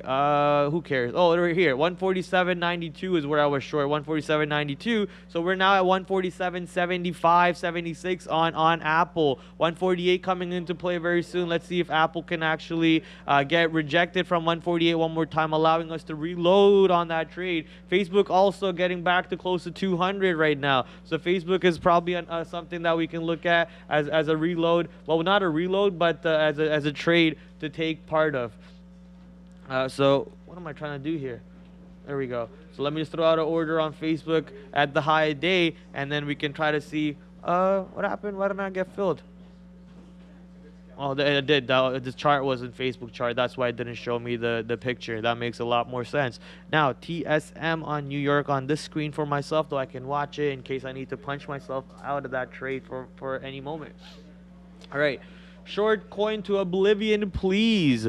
Coinbase is returning a little bit to the north side. Thank you to the BTC market waking up. You know, not BTC right back above 30K. Look at the cryptocurrency market. Cardano 17%, Shiba 22. Everything kind of waking up. Bitcoin right back under 30K once again. Though we're now at 29.87 on Bitcoin, but we were looking at that 30K number not too long ago. So all factors considered, I think you know, Bitcoin is helping Coinbase, and all cryptocurrencies in general are helping Coinbase. Coinbase crashing like that to the downside, not Coinbase, but the currencies crashing to the downside like that might have helped Coinbase gain more trading volume. They might have you know, got trading volume because of the market being so low, and people are like, oh, new investors, let's buy some shares here, let's buy some coins here, or whatever it is along those that mentality is what my opinion is helping the market also. Miss V's back. I am back, and I'm super glad to come and see that we have a new member. I'm pretty sure you called it out, but anyways, No. Awesome. Well, I'll do that right now. FXT Trader Team, thank you so much for becoming a member. Welcome to the green side. I hope you're having a profitable day. And also, sent us super chat saying, I don't trade with you guys, but here for the entertainment. I think Prad and Miss V are such originals. Thank you so much, for your super chat and for nice words. I will take it as a compliment. And again, that even if you trade on your own, that you're here. I often see you on the chat. Thank you so much, guys. I also see that a lot of excitement about Tony, that you really want to see him. So I will find out if he will be able to at least make it for the closing bell, so we can finish that week together with the Tony Pepperoni. Miss, we back from the almost got me. I am back, but not from what you wrote on the chat. Oh my God. What are the member benefits? Angel V asking. Well, first of all, your name is in green on the chat. I think it's very cool. Also, you have TraderTV.Live custom badges. So with more months you're a member, this badge next to your name will be updating. And also you have Trader TV custom emojis. Hopefully soon we will be able to create something unique for members. We used to have Q&A for members only twice a month. So show got very busy now, but we're working, guys, on developing it. As you know, we soon will be moving to another trading station, and please stay with us. Soon we might see something new for members only. Very broke VWAP, a little bit. I wouldn't say like really broke, but attempting to do so, and I really want to see what Tesla does currently. Tesla remains strong. We're now 781, high of the day now 786, so we are very close to that 790 level, and if we break that, more room for us to go to 800 key level. Oh no, Veru, yeah, well, we're still fine. And also, guys, as you know, we trade with P-Pro8 platform, with Daytrade, the world prop firm. If you need more information or you would love to join, let me know on the chat. I will send you the link. Meanwhile, I have my favorite segment, as you already know, guys, top 10 traders for today, which means yesterday, and we actually have some crazy gains. When I saw that, I was shocked and super proud. Someone made yesterday 633,000. Wow, that's crazy. That's the biggest profit I see since I started doing this segment. So congratulations whoever did this, trading American markets. On the second place, we have someone who made 84,000, which is awesome also. Trading American Canadian markets. Third place, we have someone who made 27,000 trading OTC pink sheds. And fourth place, 23,000, almost 24, trading American markets. This is great. I absolutely love to see that, and I can see that Prad is coming, guys. If you don't mind, I will just quickly show him. So Prad, look, someone made $600,000. What? That's a record. I've never seen that number before. I've never seen it too. That's absolutely crazy. I'm super happy, proud to be part of Day Trade the World. Just wow. Wow, what is going on with Apple? There's 1,000 lots sitting on 147.95. Was someone trying to stuff Apple to the north side with a spoof order? What the heck is going on? Look at that. That's a 100,000, 400, 300 size. That's a legitimate order? Is someone really being serious with that order? 140 times 147.95. That's about $14 million someone's trying to take long on Apple at 147.95. That cannot be legitimate. That guy's spoofing. That's the only way we know if that's a spoof or not is if the size goes to the downside over there and gets tested. So clear spoofing if you ask me. No one's gonna take $14 million off Apple at the high a day that's so stupid. Like, okay, you know what though? You can front run this trade right now. So what we can do is we can go long right here and front run it and get out if 95 breaks, because obviously there's still going to be some liquidity under 95 to easily get out for a couple pennies here or there. But I really want that size to get tested and see if that's a real size. Like, there's no way that's legitimate. We've yet to test it though, so it's going to take us some time to go there. People are front running the crap out of that size right now. How is that spoofing? They have to manipulate the dollar to place the order? No. So that's, you're talking about manipulation. I'm talking about spoofing the order. So you can just place the order over there, but the market rules are you can't place an order without the intention of actually taking the fill of that order. If you're just throwing $14 million worth of buying power on a level 2 like that, and you don't actually intend to take it, that is called spoofing. Now, did they actually take those orders? Holy moly, they took it, right? Did they actually take all that 95s? They're still there. They're still there. That's legitimate size. That's a legitimate size. Okay, so that's a big buyer. We were talking about that buyer this whole time to see if that's legitimate or spoofing. That's not spoofing. That's $14 million getting ready to go long on Apple at 147.95. Is this Kathy Wood or something? That's crazy. This is going absolutely nuts. Nothing says you can't spoof outside the U.S. That is true. You could spoof outside of the U.S. It's, because third-party companies allow you to do all that nonsense over there. But man, that's a very illegal mechanic in the stock market. Look at that, 70,000 shares just taking all kinds of fills, Holy, that size is taken out. Why am I scared to take a long in front of that? Because I don't know why. That's me getting, that's Sean getting out of his short at 180s, guys, by the way. Sean's getting out of his short from 180s, putting in his order over there. There you go, Sean. You just got filled on all of your shares from 180s, bro. All $14 million worth of it. Smoking it, Sean, on that short trade, man. There we go, 95 broke. Now we got some size on 90s, but not as much size. You know, little size on 90s does not matter. We chewed through that one. Now Apple obviously going to the downside after taking that much size, right? That was ridiculous. Let's try to see if we can get short over here. Risk the same high day on Apple. Not too much risk on this trade over here. Ride it back to the downside. Take some, victories to the downside and then go back up. But if someone was willing to sell $14 million worth of Apple onto that level, that was crazy. There's a big buyer, but there's a big seller who sold it to him, obviously, and they just gave it to him. X gonna give it to you. Gonna give it to you, and the X gave it to you over there, my boy. How is this even fulfilling cheating in the market to make money?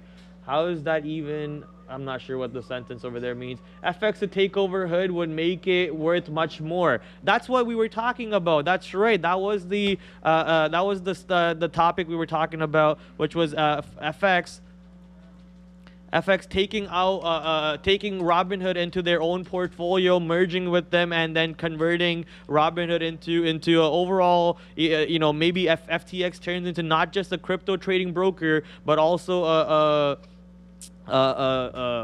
stock market trading broker overall with the acquisition of Robinhood. Now, I'm not saying that's what they're doing, but the acquisition is not out yet. There is no acquisition news, actually. But the idea is him buying 7% might be a start to something greater.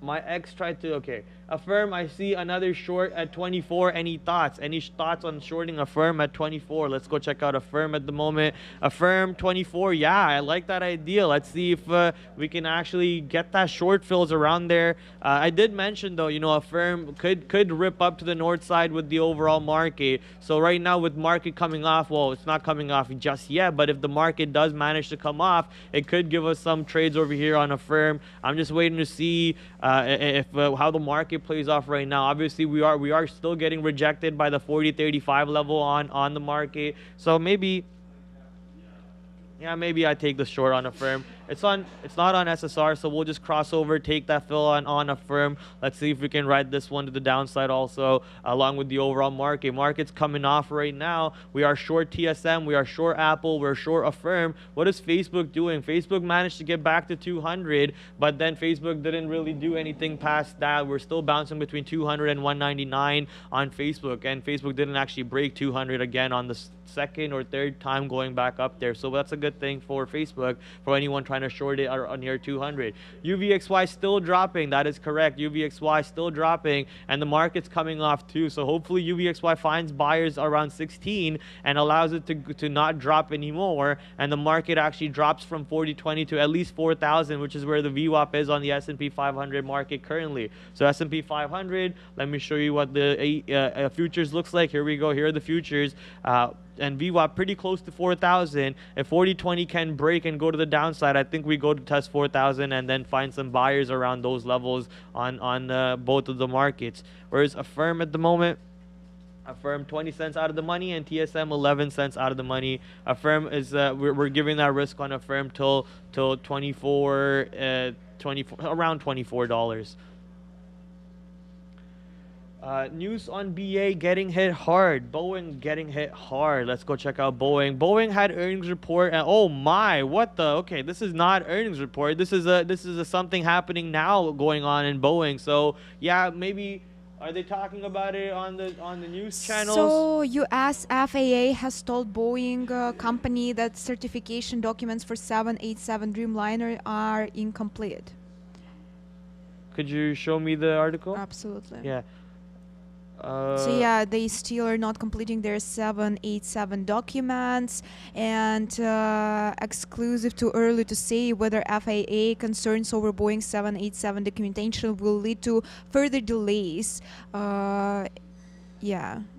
Okay, thank you, Ms. V. Yeah, so the FAA, Federal Aviation Administration, I believe that's what the name is, clearly coming in and saying Boeing is still not giving us the papers we need to verify their technology. If anyone who's seen the Netflix documentary, I forget what the name is, but it was about the Boeing's, how Boeing was handling their internal problems overall and so on. So it looks like that's continuously going on. If Boeing flights are not getting ready to launch yet, and they're not even willing to show you documents about another flight line, then you know more danger for Boeing. But all things considered, danger or not, one thing that's very important about Boeing is it's a monopoly. There's not many airliner creating companies that actually create a airliner for commercials. So Boeing and Airbus being the only two out there, the monopoly that they own, the oligopoly that they own is very ridiculous to ignore. So by the BTFD, by the dip strategy coming into play right now a little bit for Boeing, we could see an extension of this down move that we already saw, maybe break 123 later on and actually turn Boeing into red territories, but only time will tell. But what is time telling me right now? That Praddy Daddy's making money on Apple, Praddy Daddy making money on TSM, cashing in, baby. Come on, TSM, come into the downside. Let's start taking some profits. 40.20 actually cracked to the downside over there on the S&P 500. 12,300 test incoming most likely on the Nasdaq market, which is what we need. And Affirm also coming to the downside. So start take some profits on Affirm over here. 23 cents on Affirm, 21 cents on TSM, 40 cents on Apple, and you know, the overall idea of take tiny losses, take tiny losses, take tiny losses in order to find out where your final level is, and you know, God prays that you get the right level at the end of the day, because if you get it, you end up trades with like this, where you have a couple losses, but then when the winners come in, you start cashing the money, baby. Give me my money over here. Pay daddy. I need to go to the bank so I can cash out and take that money into bars and then just lose it all anyways. Lose it all anyways. It's not lost if you have fun, says Luca. That's right. Well, I guess every single red day I've had over here is not a loss at all, because I've had way too much fun, you know, being on the live show, being traded. I mean, is the thing frozen? No, TSM just not trading. That looks scary for a second. I thought we got frozen for a second. Apple.NQ, 70 cents in the money now. Let's go, Apple. As Sean said, Prad, take your profits. You can always reload. We took our profits, we reloaded, and we're making a killing right now. Let's go. Money pouring in. Market actually going to the downside as I wanted to, so everything's working out perfectly to the plan, baby. I hope you guys are in some of these shorts with me. Timber coming in across the board. Let's take some more profits on TSM right now. Let's head over to a firm and take some profits over here. And boy, are we killing it right now, bringing it all back. We might have lost off the middle part of the show a little bit, but right now we're made all of the losses right back, and we're smoking it. Miss V, you in any trades at the moment? No, Prad, but the Playmaker 88 brought us GT. GT went to the highs, which is 12.29, got rejected, found double bottom, and now we're going lower as the rest of the market are also dipping currently. Let's see, guys, how low we will go, and if this name will find support around this 12 area. What stock was that, sir? GT. GT, what is that? Goodyear Tire. Goodyear Tire? Yeah, tires. Oh, okay, and I know rubber Goodyear products. Tire. GT, Goodyear Tire. Does anyone even trade this stock? It's like Looks like 4 the billion. Playmaker. Sorry, Monsieur? Looks like the Playmaker 88. Playmaker 88's trading the stock. Okay. So obviously GT today with almost 4 million shares traded. Earnings report not too long ago on the 6th of May, before market opens. Let's go over here and check out what the relative volume is for GT. Every time I say GT, I just think of the Nissan GT for some reason. I don't know why. But GT today with less than 2 relative volume, but still over 1. So anytime over 1 is good. Anytime over 2 is great. So right now we're looking at GT. Move around. Where's GT? That's not GT. Let me pull up GT. That's not GT. Let me pull up GT. There we go. And see what the chart looks like on the intraday chart. Intraday chart on GT holding VWAP pretty well, so that's good for GT. I think because we're holding VWAP so well, on the way back down at $12, we find support at 12 and actually bounce off of that. So that would be my guess on GT overall, that we don't break 12 to the downside. Up 8.7% on GT today. So congratulations to my boy Playmaker 88 for a crazy long coming in. That was a PTSD ban. What does that mean? Nissan GTR. That's right, baby. Nissan GTR. Oh, PTSD. Oh, I get what you're saying. Oh, you guys were joking about the GT. Okay, you guys suck. All right. Now Sorry, I couldn't understand too. I understand now. I understand too, but Yeah. like These guys you don't talk about Bruno. They got us by trolling us. Yeah. You guys. All right, let's move away from this stock. Let's go look at what other stocks are trading at the moment. Market seems to may have found a bottom on the down move over there. So I'm getting ready to realize some of my... Did I realize how much of my size? What? TSM, I thought I had a lot more size than what I originally had, because I keystroked again into taking off of too much size off my board on TSM. So if TSM goes back up, we'll think about reloading on that trade once again. Apple, we'll think about reloading on that one too. So let me actually cover some more of Apple here. Actually, I'm all out of Apple here. I'm going to hold a firm, but I'm also going to take out a little bit more of a firm. But I'm also going to hold it. So I'm going to take a little bit out, but I'm also going to hold it. And when it comes to TSM, I'm going to take some out on this one too. Why does it do that? And I'm also going to hold the last few bit of it. So let's see if we can work with these last few positions we have over here. It is now 1 o'clock. So time seems to be going a little bit slow, but that's fine because we're having fun, obviously. The market's been very fun to trade with you guys. with lunchtime coming to an end, I think market will be looking for some volume spikes. So maybe some stocks across the board, volume can come in and we can look for some opportunities elsewhere, you know, maybe at the top time, maybe at the bottom levels of some stocks or so on. Is it 5 o'clock yet? Honestly, I'm waiting for 4 o'clock. 4:01 hits, I'm out of here. I'm bouncing to the closest bar near me and I'm drinking Heinekens until I pass out. So, you know, if you guys are in Toronto, you guys are welcome to show up too. Miss V, I don't know what Miss V wants to do. I know she's too busy being a mom these days, but she's welcome too. Thank you, Prad. Bull flag forming on SQ 5 minutes question mark. I don't know what a bull flag is. I'm sorry, I can't help you on that. I don't use those terminologies such as bull flag and bear flag and you know the patterns in general. I sometimes talk about a head and shoulders, and Miss V sometimes talk about cup and shoulders, cup and what is it? Cup and handle. Shoulders. Cup and handle. Cup and handle. Cup and handle. Cup and shoulders. Cup and handle. Imagine cup with shoulders. Sorry? Cup with shoulders. Cup with shoulders? Yeah. Cup with shoulders. Yeah, so I don't really use chart patterns. You know, I'm more of a level 2 type of trader. I'll look for size on the level. I'll look for resistance levels on the chart and so on. So besides that, I can't really help you on the bear flag that you're talking about, my friend. Sorry about that. Head and shoulders, wash your hair. I actually don't use head and shoulders. I used to use head and shoulders, and I think my hair got bad because of that. Like what do you use now? I use, what do I use? I think it's like a blue bottle. It says like Mark Anthony on it. You know what I'm talking about?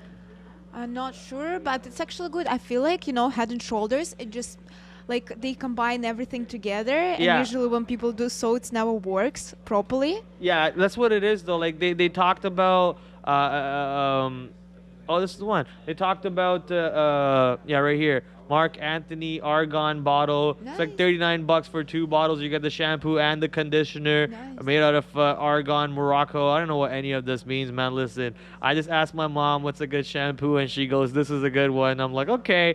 Click, click, click. Buy, buy, buy. Game over. And that was a wrap. That was a wrap. What were you talking about before that? A Head and Shoulders pattern. Oh yeah, the Head and Shoulders pattern and how Head and Shoulders is not good for you. So I think my hair got damaged from when I was a kid because I used a lot of Head and Shoulders. I had a lot of dandruff. I still kind of have a lot of dandruff, so I use a little bit of a chemical, you know, to treat that. So I have 2 different shampoos on that side. Yeah, dry scalp. Somebody said she gives great shampoo. What does that mean?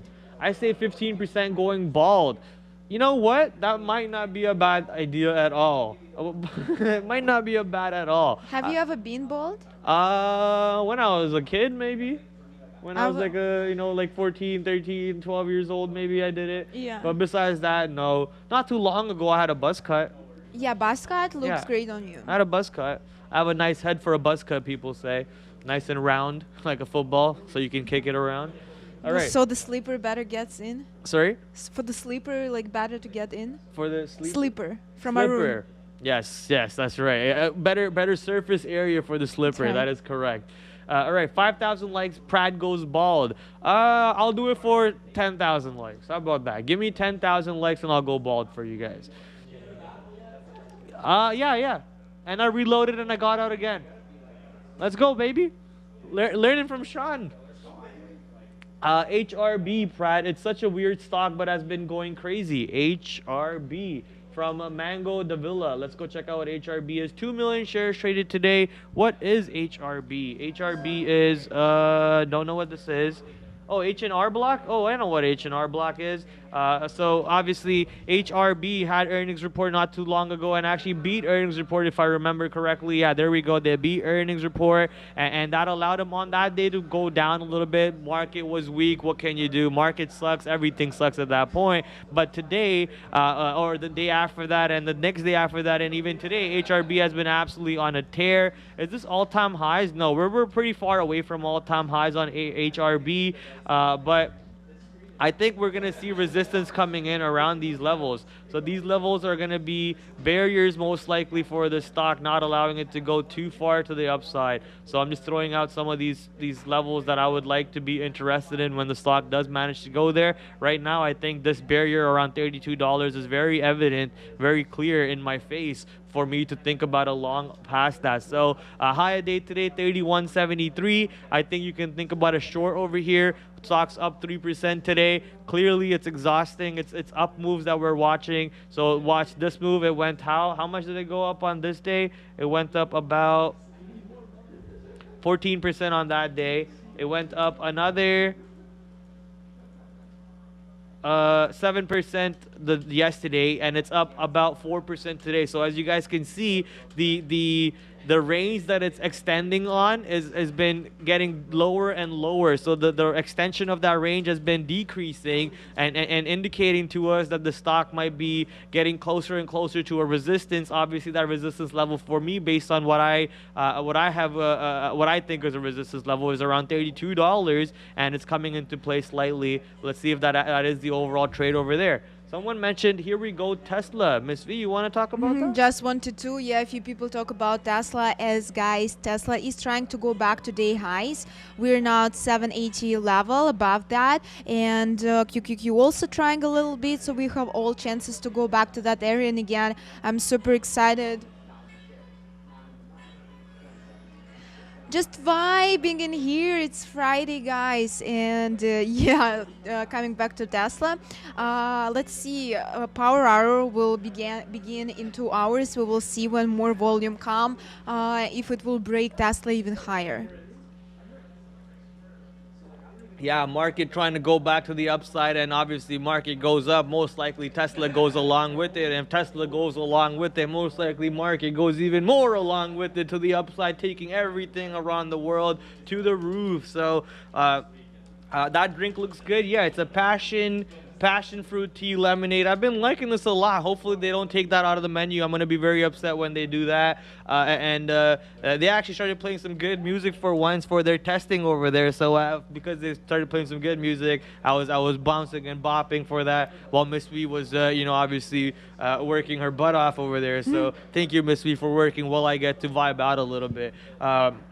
Affirm 40 cents in the money one more time. So Affirm's finding buyers above 23, which is around VWAP. Let me actually pull it up on this chart instead of just staring at on a chart that you guys can't even see. So finding some buyers above VWAP, which is at $23. I don't think Affirm actually breaks too much to the downside below 23. So that being said, let's start covering some more short on Affirm over here. And we got wicked into a bigger order on TSM. So we're reloaded on TSM right now at the high of day.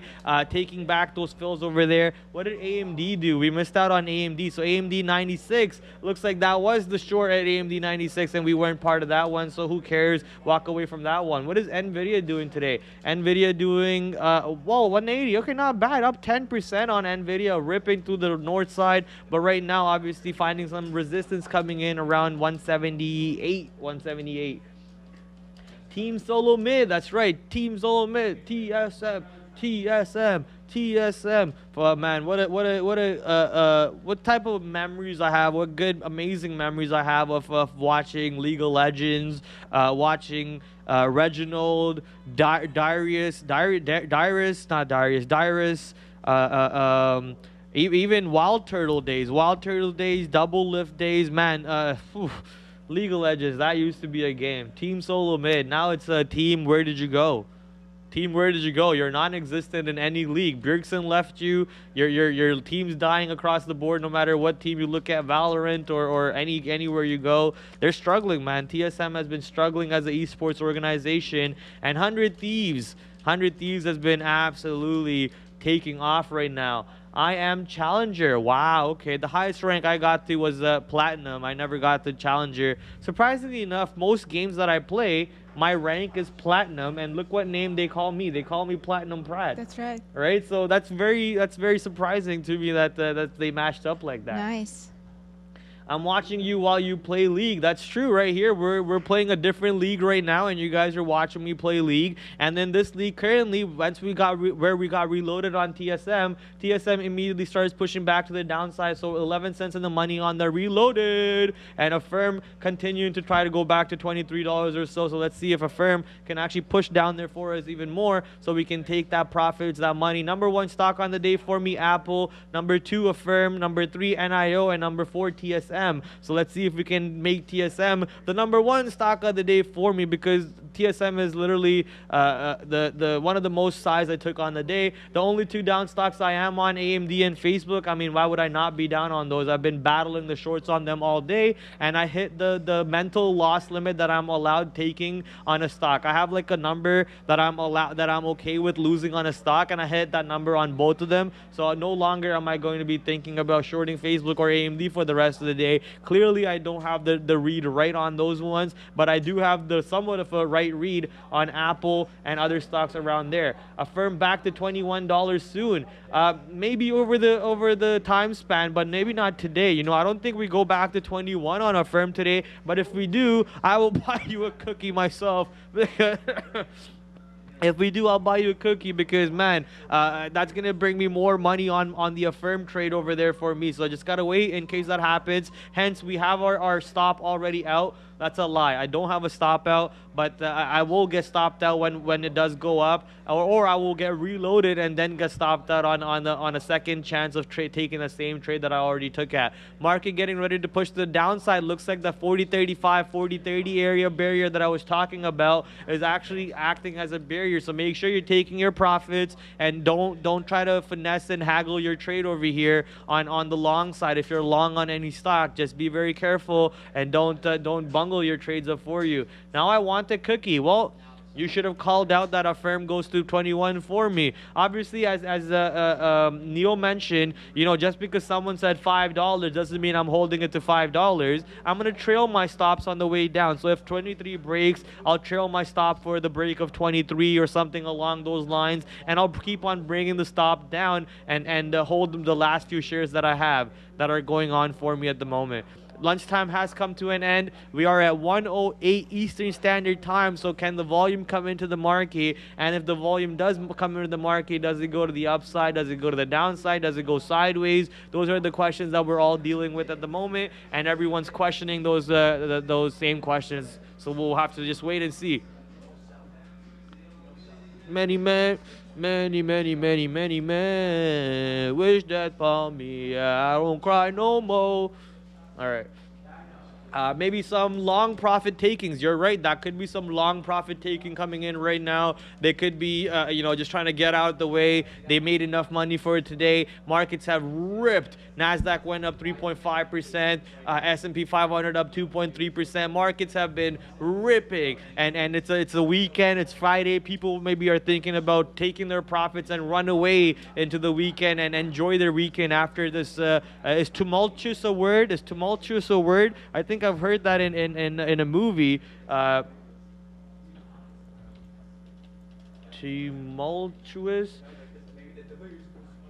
Tumultuous. Oh, that's how you spelled it. Tumultuous, making a loud, confused noise. So yeah, after this tumultuous move, I don't even know if that's the right word to be using in this environment that this market has been dealing with. You know, it would be flat a day, and then it would go up and it would go back down. It'd be down a day, it would go up and it'd go back down. Very confusing, very tumultuous move that this market's been having. I think people are ready to take their profits that they've made on the day today and just run out to the weekend, go have fun in the outside of the stock market for a little bit. Hopefully that word makes sense in this environment that we're dealing with. What other words I could have used is just a big garbage downwards move that we've been watching this market have. I told you all that Bitcoin dropped $1,000. I told you all that Bitcoin dropped $1,000. Prad, not sure what you're trying to say over there, Reggie, but thank you for saying that, I guess. I don't know, man. The market makers are a bit tired of the little scalpers. Hey, I'm tired of the market makers making me scalp. If you're tired of me scalping, then stop making me scalp. Give me a nice move. Show me the liquidity in the market. Show me that I can take 10,000 shares of Apple and not be worried about the liquidity, about trying to get out of my winning trade. Show me that opportunity and I won't be scalping the trades and I'll hold it for that move. If you're not going to show me those opportunities, then I'm not going to be sitting here looking like an idiot trying to hold for that moves. If the market's a scalping market, we're going to scalp the crap out of it. If the market's a holding market, we're going to hold the crap out of it. Whatever it is, we're going to crap it. Right, Miss V? That's right. 44 cents now on a firm. Like I mentioned, though, I'm holding a firm no matter what. A firm tanking, yeah, so I'm holding a firm no matter what to the low of the day or till my break-even entry, basically, because I've already banked enough money on that trade today to not worry about losing a couple pennies on my last few shares, so I'm not worried about that one. TSM is a little worrisome, obviously. Apple, man, Apple breaking below 147, so $1 per share winner was not enough, apparently, for the short side, because they're trying to extend it a little bit more, maybe to VWAP. Maybe Apple gives you $2 per share winner, and I'm the only one who's not involved in it at this point. A firm crashing, as you guys mentioned. TSM just playing around the high day area. Before they leave, they need to bid up Tesla a little bit more. I don't really trade Tesla, so I don't really have anything to talk about on that side, so hence I stay away from it. And nor do I know the levels on Tesla the way Miss V does. That's why I always let her talk about it. Whenever she's free to or wants to, I'll let her do that. But if you want me to take a quick little gander at Tesla, you know, the only level that matters to me on Tesla are 1,000. If Tesla's not near 1,000, I don't bother trading it. That's just how my mind works. But if you were to ask me, the 758 area, the 680 area obviously stands out. Look at those wick bottoms that we had. Sean, on time, comes in with a chart of his Apple trade. So let's go check out what Apple trade... what's going on with my mouse? Let's go check out what his Apple trade is. Yo, this guy tells me to get out, but he's holding it. No, I'm joking. He held some shares for the bigger move. I said, screw it. I'm taking my $1 per share winner, and I'm running out of that trade. But obviously, holding some for that bigger move the same way I'm holding some for the affirm move right now would be the right trade. His best out so far, 146.86. Let's see if Apple actually goes to 146 flat, which would be around VWAP, I'm guessing. Well, no, I'm not guessing. I know that. Where did this go?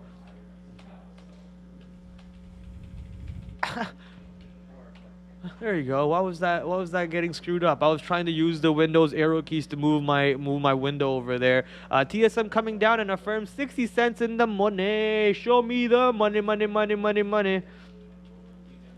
Real quick on that Tesla, so probably we can see that starting from May 5th, we had downtrend on Tesla, and nice to see that today actually we have a nice jump to the upside. The bottom on that move was 696, as guys you remember not long time ago, and hopefully we will see more move to the upside. We broke that 780 level, and I'm looking for it to go to 80, but again we have that like 788 level, I would say we need to break. I'm not sure what's the high of the day again, so we broke 787 there, and again Tesla is strong today, as you can see, and I can expect for Tesla to go to 800, and markets are very strong. Tesla 7% to the upside, QQQ 3.5% to the upside, and again we had a lot of negativity on the markets, so markets definitely deserve some upside moves.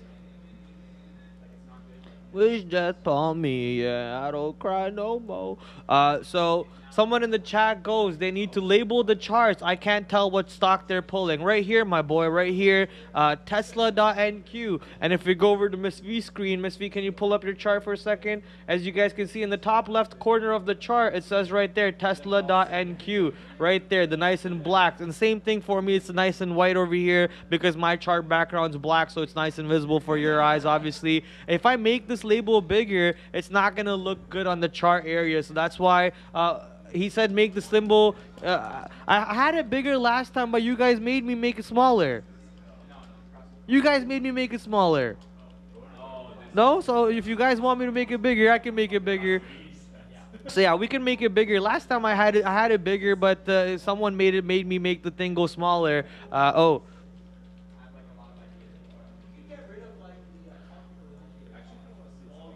Yeah, that's true. I can get rid of that one.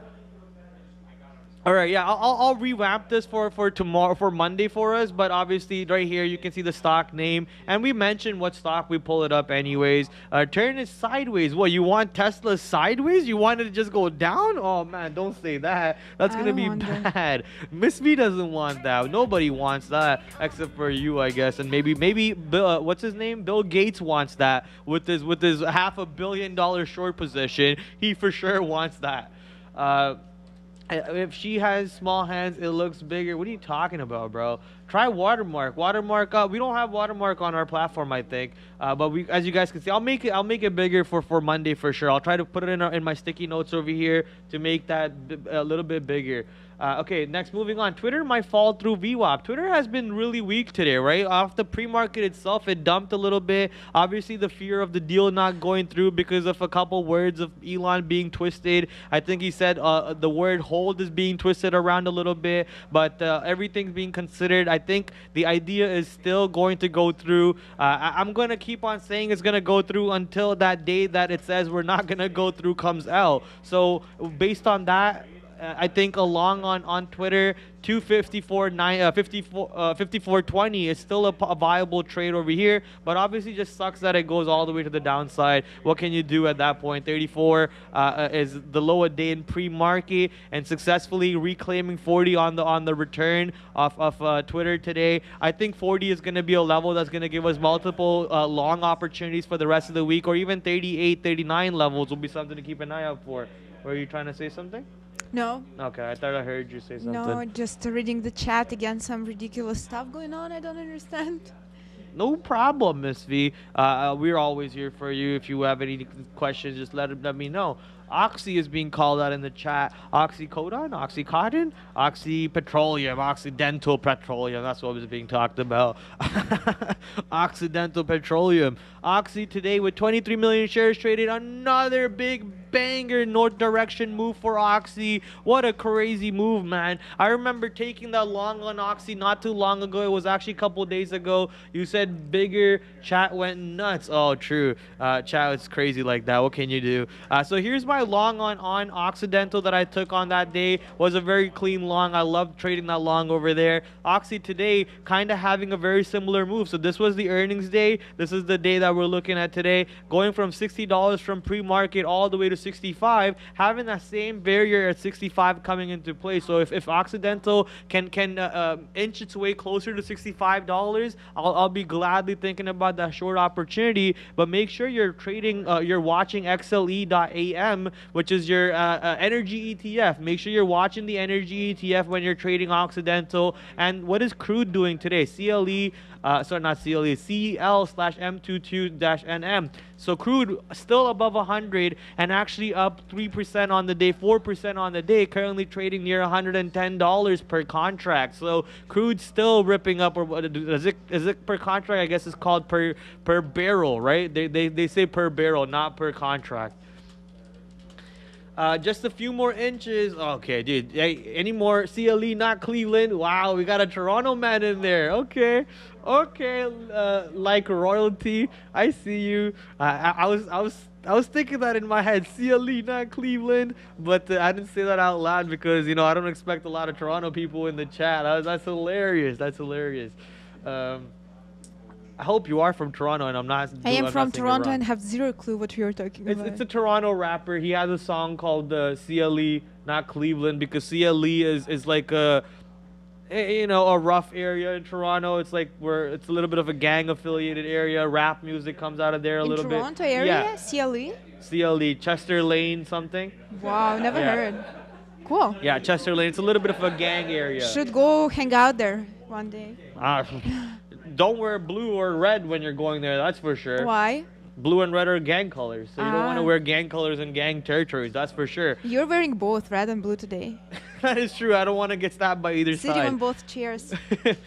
From Montreal, actually. Nice. I know Montreal. Hey, well, welcome to the chat. I've not seen your name a lot, so if you are new, welcome to the community. And you know, it's always a great time listening to other rappers, to other people who know same rap as I do. That's fun. Because most of the time this chat calls out rap that's like from 1800s that I don't even know about, that only Neil knows about, because obviously it's from the 1800s. What happened to Boeing? So Boeing actually had a news catalyst, and the news catalyst for Boeing was, where's Brendan's message? The documents for the 787 Dreamliner are incomplete, says the FAA, and we had the same problem for the 747 jets too. They were making false documents or not accurate documents for their airliner, and that caused a lot of issues for Boeing. So Boeing obviously falling into that same territory, the same playbook once again. And as I mentioned, you're watching this tiny pop come in because the shorts are covering their profits at the low a day almost. But I'm expecting Boeing to go even more to the downside, and that expectation is actually coming in as a reality. Boeing crashing like their 737 Max. Hey man, it's not funny making jokes about planes crashing. People have passed away on that, okay? But that being said, it is crashing like their planes. So what can you do? Boeing is just struggling over here big time. But I always have to wrap it up with saying Boeing is a monopoly. It is too big to fail. The company is too big to fail, not the stock. Not the stock. Value Jet. What is that? Not sure what that is. You guys are doing great job. I love everyone. We love you too, C4. I don't think I've typed in the chat today, so it looks like that's why no one has tagged me. So there you go. I'll type in the chat. With only about 40 minutes left, how many likes do we have going? Need more. We need a lot more. I didn't even hit the like button today, so I'll hit it. I'm 792 today. I know. Sorry, Miss V. Please don't beat me up on the on show. We'll talk after the show. After the show, it's fine. Just not on the show. I want to have some you know, facade of being a man right. on Yes, the show, right? I got you. All right. I was 793. What is that? Oh, the like number 793. Let's go. Looks like two of you are 793. I don't know how that ends up working out, but let's go. Get that number to 1,000. The beautiful number 1,000. TSM now 37 cents in the money, and a firm 64 cents in the money has been there for a while. So I'm thinking about taking some more size on TSM, even though we just now took out some. We'll take out some more, and we'll wait to see if $90 actually comes into play. Looks like, you know, pretty good consolidation in front of 90.50. Not allowing the stock to go too far to the downside. And what is Apple doing? Apple indeed going back to the downside. What is AMD doing? AMD still hanging up in front of 95. Okay, AMD, you're pretty strong today. And this is why we stopped shorting AMD overall. And Facebook, man, Facebook 200 shorts still coming into play. Beautiful short opportunity on Facebook. Multiple opportunities being offered to you. Just being given it to you on a platter. Just free trades over there. And I'm actually done with the firm. A firm's not going below 23, where we're taking a firm out. What the heck? How did I get long Facebook? How did I get long Facebook? I was trying to take out a firm. What is going on? I don't know. There we go. We're finally out. There's something going on with my keyboard today. I've made too many keystrokes. I've made the most keystrokes in one day today. The most keystrokes I've ever made. Congratulations! Yeah, new record. Yay! Prad, I actually couldn't go like and miss that comment. AMC says, Miss V looking like Miss Universe 2023. Hi, Miss V. Hi, MC. Oh my God, such a flattering compliment. And absolutely, if there would be a Traders Beauty contest, I would represent Trader TV Live probably. But thank you so much. So kind of you.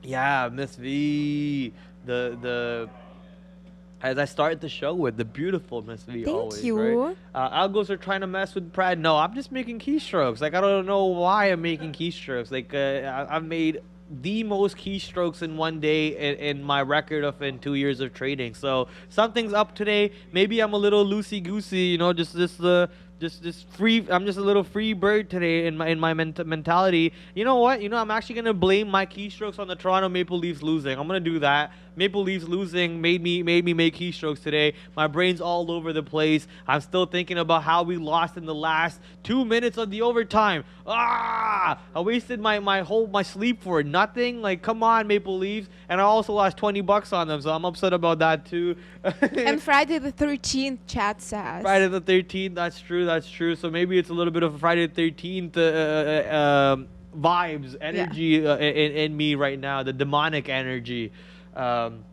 Hopefully Jason doesn't come out from somewhere with a machete in his hand trying to chop me, right?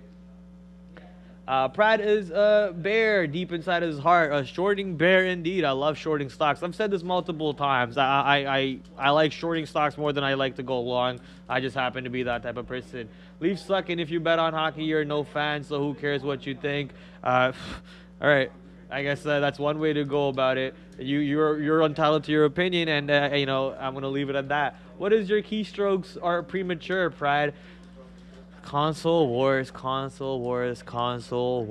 see what you're trying to do, console. Stop it. Nip it in the bud.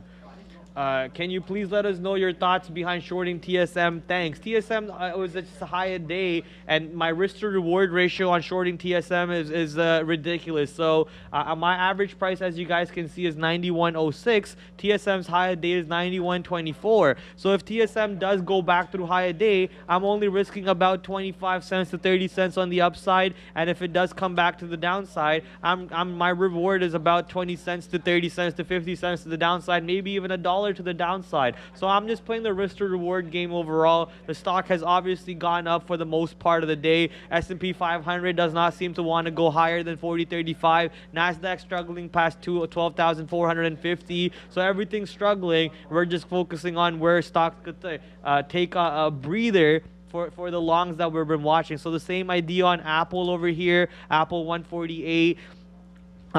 Same idea on AMD, which obviously didn't work for us too well. Same idea on Facebook, which worked for us for a little bit, but then when the right opportunity came, we weren't involved in that opportunity. And another stock that we did that on was Affirm. So Affirm, AFRM. So Affirm, as you guys can see right here, high day. I know this was the high day, this is the opening price, but consolidation highs near 24, near 23.50, giving us a beautiful dollar per share winner. Even now, if you go short at 23.50, giving you a scalp of 50 cents. But if you're going short 23.50, you gotta be willing to hold up to $24. So make sure your size is appropriate to your entry on that side. If you're not holding it up to $24, then it's gonna go through $24, and it's gonna be a bad thing to watch you get stopped out over there, and then watch it go in your direction. Missy? Hi, tell us what you think about MULN. Last time, guys, we were looking at MULN. It was back below $1. So let's see if anything changed. We're actually now above $1, $1.01. Chart look super weird and choppy. And we have 79 million on this volume on this name. Let's see the average one, MULN. Average one is 145 million, so the volume much lower than it used to be. And again, looks like I don't know. I don't see any trade in this name for me, and I just don't understand why charts look like this. But we can take a look at the higher time frame on MULN. MULN. Let's look at the time frame. I'm gonna hide your face, okay?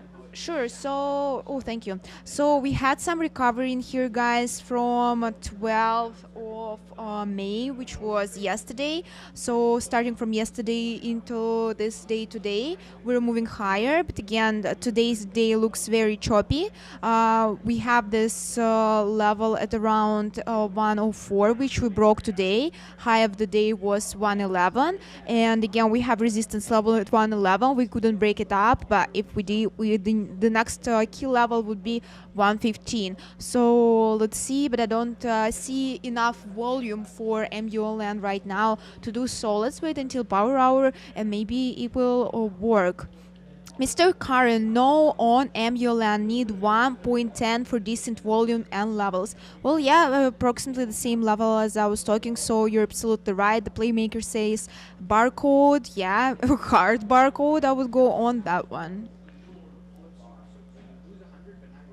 Yeah, barcode for sure. Even with 79 million shares traded, the relative volume's only 1.72. Obviously, that's because we're used to watching the stock trade hundreds and hundreds of millions of shares in a day. So the relative volume is a little bit skewed over there. The stock did get below $1, as I said it would eventually. I know a lot of you were picking fights with me. I don't even see that viewer anymore in chat who was picking fights with me when I was talking about MULN. I hope that viewer is doing fine. You know, I don't want any viewer to get hurt in their portfolio over there. Hopefully you use some trailing stops to get out of the stock before it came back to $1 and so on. That is what we always preach to our viewers, right? Good trading practices, good trading habits in order to help you guys protect the money that you've already made on certain stocks and not give it all back just because of your greed and so on. So MULN 16% up today, still looking good, above $1 once again, pre-market under $1 as Miss V said, but we need a lot more volume and we're a little lackluster. Thankfully though, we're slightly close to 2 relative volume on MULN, so maybe the stock is getting ready to get hot again and move around a little bit. And you know, my prayers for all the viewers at the end of the day. We don't want any of our viewers to get crushed, because if you guys get crushed, then you know the chances that you guys come watch us are zero. So I want all of you guys to make money. That way all of you guys come and watch us. I want you to feed my ego by seeing the viewer count and the like count just go up every single day. Every single day. We've got a super chat. Just a second. From Manuel Avina. Thank you so much, Manuel. Hope you're having a profitable day. Appreciate your super chat. Thoughts on UCO stock? Thank you.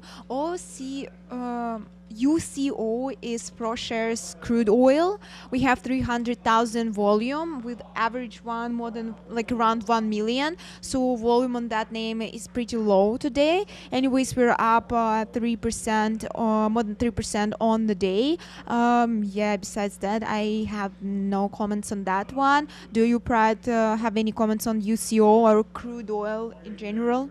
Yeah, so crude oil is basically the UCO is a ETF. They are the same thing as watching like the crude oil in general, like CL futures. So you know, it's just another instrument to trade the oil stocks in general, such as Oxy and so on. So you could watch this if you're trading that. I generally just watch XLE on Amex. So UCO and XLE will have the same chart, and it just depends on you, whatever you want. UCO with 300,000 shares traded, XLE with 16 million shares traded. So you understand why I don't really look at UCO when I'm talking about energy. I look at this one. The one with more volume ETF is what we go for. We always talk about how important volume is in the stock market. At least for day traders, it's very important, right? Without volume, it's garbage for us. I cannot take 10,000 shares of Apple short, and if the stock is only doing 6,000 shares of volume in a day. But if the stock is doing 66 million shares of trading a day,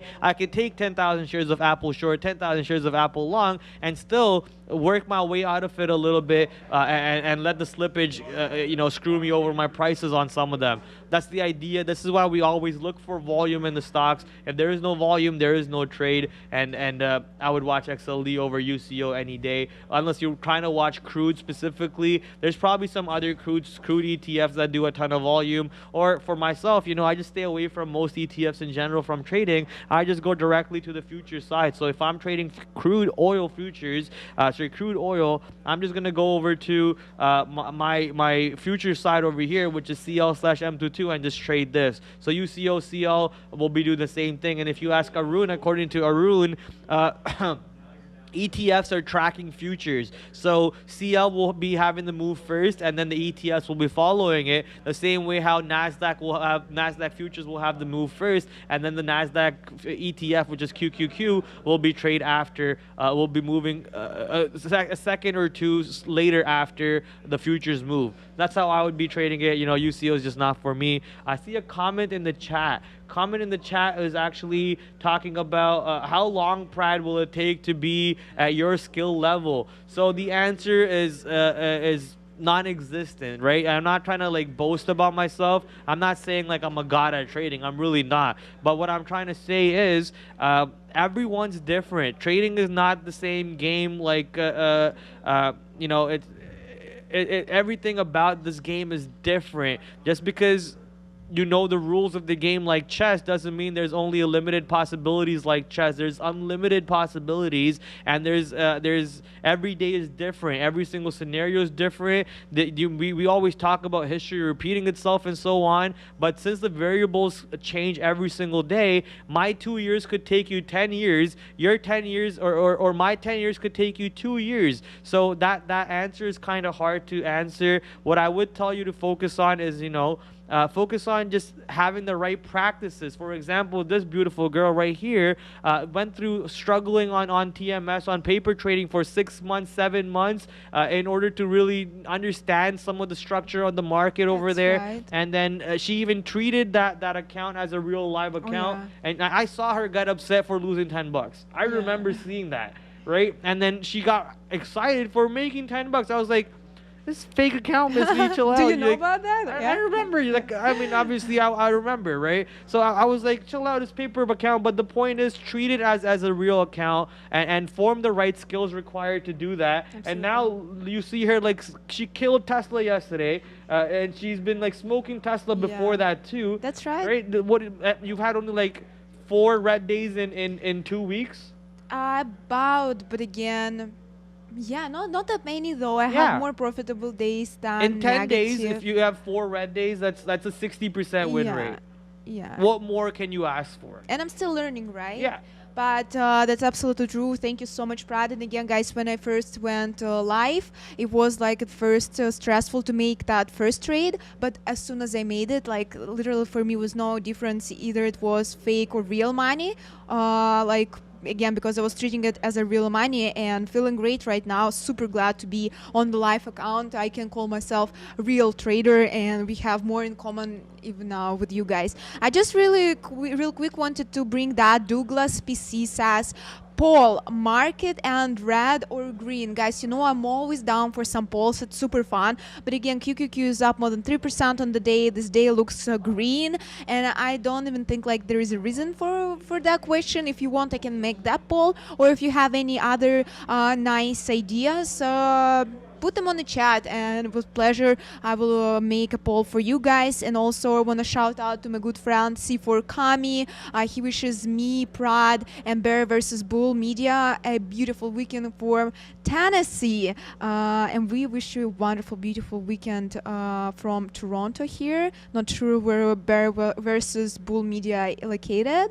And to the rest of you guys, can't wait for Monday. Friday is not over yet, but I'm already super excited for Monday. I'm just throwing down $25 on the Leafs making at least one shot. So FanDuel actually has a free bet going on right now. Leafs only needs to make one shot on goal. It's a max bet of $25. And then you win 25 bucks. So I'm taking that bet right now. It's a free money. It's absolutely free. So thank you, FanDuel, for even allowing me to do that. Throwing down 25 to win free 25. So just doubling up my account over there on that one. Leafs don't even need to win. They just need to score 1 goal tomorrow, and I win money on that side. One shot on goal. That's it. Yeah, free. It's free. Yeah, 1 shot on goal. It's free money. It's absolutely free. Big time Prad. Yeah, you know, Parley Prad not only looking at opportunities on the market, but everywhere Parley Prad can make money on, baby. Right now, market has come down quite a bit. S&P 500 up only 2% on the day. NASDAQ up only 3.4%. Why am I saying only? We're up like 2-3%. Why am I saying only? Yeah. I'm so dumb. No, We just got used. We're moving to the north side on the market. Oh no, Affirm broke 23 to the downside. I was so convinced that Affirm is not gonna break 23 and it's actually gonna hold it. So I closed my trade. I broke my rule a little bit. But man, here goes Affirm giving you that multiple dollar per share winner now. $1.50 actually. if you were short where I was. So congratulations for anyone who actually held that trade a bit longer than me. I'm currently still holding TSM, so TSM, if it wants to flush, that would be good. But semiconductors, chip stocks have been a little strong today for sure. Affirm to 21. Now I have to buy your cookie, dude. Darn it. Now I have to buy your cookie and ship it to you wherever you live. I have no faith in the Leafs. I have no faith in you, okay? I would literally be the Leafs MO to lose. All right, anyone talking bad about Leafs, miss me? Ban them right away. Anyone talking bad about the Leafs is getting banned, perma-banned, and we're not even doing an appeal process to unban you guys, okay? That's the first warning right there. Neil will come and get you guys. Neil will come and get you guys. That's true. Neil will for sure come and get you guys. I did make money on Affirm. Yeah, congratulations, Affirm. Short was a little mint today, obviously. UVXY getting volume. Oh, thank you for mentioning that. I haven't looked at UVXY in a while. So who mentioned that? Thank you for saying that. N369T. N369T getting ready to explain. Sorry, N369T pointing out that UVXY is getting heated up. So obviously, if UVXY is going up, market's going to go down. And this is the update from Sean right now. Apple short 147.90, high a day. Affirm short 24, pretty much high a day. AMC long 11.70, pretty much low a day. Facebook, why is it blue? I don't get that. Microsoft short 261, also another high a day short. Why is it blue over there on Facebook short, Sean? Oh, that's flat. Oh, that's flat. Okay, got it. So that's a flat trade on Facebook, basically indicating that he has no trade. Yeah, no trade over there left on, no size left on that side. So obviously AMD and Facebook, the only two stocks that I'm negative on trying to short them are the two stocks that he's not involved in. Just goes to show, you know, that stock is, they're a little bit stronger today compared to your Apples and your Microsofts and so on. Affirm, man, still trying to go lower. TSM actually 45 cents now, pushing back to the downside. The shorts are back in play for now. Now that the S&P 500 is very close to VWAP, do we actually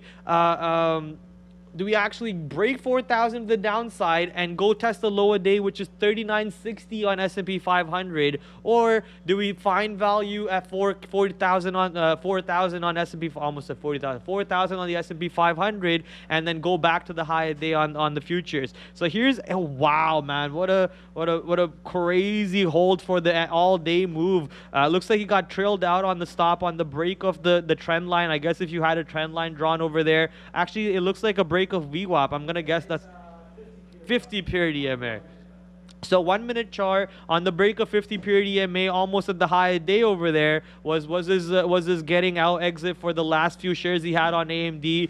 Beautiful entry and even more beautiful final exit. And look at the scalp, and then hold for the dream. Nothing wrong with scalping and over all the way over here when he's already multiple dollars in the money. That was like $3-4 in the money already. So nothing wrong with scalping in that range. Just putting that out there because I know some of you are probably like, why don't you just hold it better for the whole move? Dude, that's $4 in the money right there already. So you got to understand, scalping at $4 when he's risking like maybe 50 cents is a ridiculous risk to reward. That's a ridiculous risk to reward. Okay, S&P 500 coming down to 4K. Does it actually hold up at 4K is the question. TSM doing weird things near 90.50. Weird things meaning I don't like it anymore. Like, why are we just continuously bouncing in front of 2090? 90.50? Can we actually figure out a way to go much lower than that? So because of that, I'm going to take out some more size over here. I only have half of my bag left on TSM now. And this time we'll actually throw out a stop and hold this stock in case it wants to go back to the downside on the chance that S&P 500 actually breaks 4K to the downside. If S&P 500 does not break 4K and then TSM does not break 90.50, then I want to be completely out of this trade and don't want to be bothering with this position anymore. You think Apple is going to bounce? Let's go check what Apple is doing at the moment. Apple finding buyers at 146 might be an opportunity. I did take the breakout long off Apple. Apple could also go a little bit lower than 146 to maybe 145 to find buyers. So that's also another opportunity there. It could bounce. I'm not saying it can't, but at the same time, if the market doesn't hold 4,000, I think the market's showing us weakness. That's going to be showing us weakness all across the board. S&P 500 making lower lows now. No, not lower lows. You know, the low of the day is 39.60, so you're not accurate on that side. Oh, you're making. Sorry, you are accurate. I read that wrong, or maybe I read that right, but my brain processed it differently. I thought you were talking about lower lows as in near all-time low or new lows. You're actually right. They're making lower lows compared to the last few candles. You are right. I apologize on that. So you are correct, 100%. And same with NASDAQ. NASDAQ making lower lows. Apple bouncing, though, in front of 146 at the moment. Buyers coming in on Apple at 146. PNAC LLC. What kind of misspelled nonsense? Are you guys talking about something else? Never mind. What to play options on stocks instead of indexes like S&P? Why to play options on stocks instead of indexes? Don't have an answer to that question. I don't really trade options. I'm sorry about that. And maybe some options traders would be better to ask that question. Sadly, we over here trade equities. I'm an equities day trader. Cannot answer that question for you. But if you want me to guess on that side, I don't even know. I think options on I've never heard that before. That's why I'm confused. I've never heard that statement like don't trade options on indexes like S&P, only trade it on stocks. I've never heard that. I know people who short S&P options all the time. UPST actually Prad up more than 12% on the day, and we have 12 million volume with average 13 million, so we have a good volume for that name. And again, great spike to the upside as the majority of names did today. So we're now dipped a little bit, trying to find support in this 36.73. And let's see, guys, if we will have another run to the upside for Upstart. I believe they reported earnings not that time ago, but UPST news. Vadbush cuts price target to 20 from 35 on UPST today, actually. But sorry, Vadbush didn't really work. UPST having a great day. Wait, could you repeat that? Vadbush cuts target price to 20 from 35. Okay, I heard it different. Okay, got it. From 35. No, you said it right. I'm telling you, something's wrong with me today. Like the amount of keystrokes I've made, and I'm hearing things, but then my brain just like flips it around on me. Something's wrong today for sure. It was just I didn't hard get enough week. sleep, I think. It was hard week. Literally, this week feels so long. Yesterday I was like, oh my god, how come it's not Friday? I like another day. Are you serious? Yeah. Yeah, it's a very hard week, guys. Let us know if you feel the same. And finally, very deserved weekend is coming. Hopefully, all of us will be able to totally relax to come back with fresh head and make that profits. With only 15 minutes left, we need about 101 likes more. So can we get that 101 likes for this beautiful girl right here? Smash that button and come on, get it up there to 1,000. Not too much time left before we call it for this week too. So it'll be nice to send me and Miss V off for the weekend with the nice 1K liker marker every day. I'm begging because that's what you guys make us do. I bet some of the other YouTubers that you guys watch, you probably hit the likes for them without even them asking. So now that you guys make us beg, I'm gonna have to, sadly. Prad, what's your real name? My real name's Pradamesh, Varun. Pradamesh. Or Jonathan. Jonathan. No, it's Pradamesh, or if in the Indian way, if you want to say it's Pradamesh Akiraju. That's the real way to say it. Bad bush, wet bush. Yeah, wet bush. Resident. I'm not sure what's going on with that statement. I'm going to move on that one. I like my Leafs fans begging on their knees. All right, you're getting a 300-second timeout. You're out. I know you said joking, so we're going to let you pass with this one. 1K likes and Prad goes bald. Yeah, good luck with that one. You guys are the best. Thank you, my friend. Take shelter from radiation overexposure. What the heck are you talking about, Evilly? UPST, let's go talk about UPST. So we brought up UPST, mentioned that their earnings report came out, obviously. I remember trading that earnings report, or did I even trade that earnings report? Now that I'm thinking about it, I don't think I did. Where did my chart go? Get my chart back. Where did my chart go? Miss V, you stole my chart? Sorry. I'm trying to find if I traded them on the earnings day. I can't find it. Anyways, coming off of that, UPST did get destroyed not too long ago. Here's the earnings report. And as you guys can see on that day, bang goes UPST to the downside, cracking multiple levels, struggling obviously, and their AI system or whatever that they're talking about just makes me laugh. Their CEO makes me laugh. Everything about UPST just makes me laugh. But it just. we're waiting for the gap fill at the moment, but it just depends on when the gap fill happens. As Miss V also covered the catalyst for UPST today. Wedbush cut them from 35 to 25, you said, so dropping them by 10 full dollars when the stock was at 400. When? In October. In October, we were at 400. In January, we were at 180. And now the Wedbush just goes, yeah, $35 seems like an accurate price. Yeah, right price, $35. What happened to 400 then, man? But you know what happened? 1K likes, Friday like, and we shimmy all together, guys. You should do the same. Let's dance all together. Let's dance. What an ugly song. But thank you so much, guys. You're the best. We actually still have 10 minutes in the day. So quick today. So much love. We wish you a wonderful weekend. Thank you for that. And also, Dominic Famulara sent us a super chat. Thank you, fam. Great show, guys. Tell the afternoon crew I said job well done as well. Another show, another money, money, money. That's right, Dominic. Great job on your side also. And Anthony Wolf sent us another super chat saying smash the like button. Anthony, thank you so much. It's definitely help as we're now at 1K likes. I will give $500 in super chat if Miss V dyes her hair red. Easy. Money first. I'm surprised. I was just gonna say, I'm surprised you said easy that quick. I'm like, where's the PayPal transfer? I mean, I need to think 5,000 likes or 500 super chat. $500 super chat. You think that's what we choose? Any day. Yes, absolutely. I will do that. Any day. You know how many things you can buy with $500, Miss V? I could buy a whole new gaming mouse. I could buy a whole... Oh, wait, this is for you? Oh, never mind. We can go 50-50. No, I'm just joking. I was just joking. Yeah, easy, guys. Habibi is lucky. Ooh, who's Habibi? Habibti.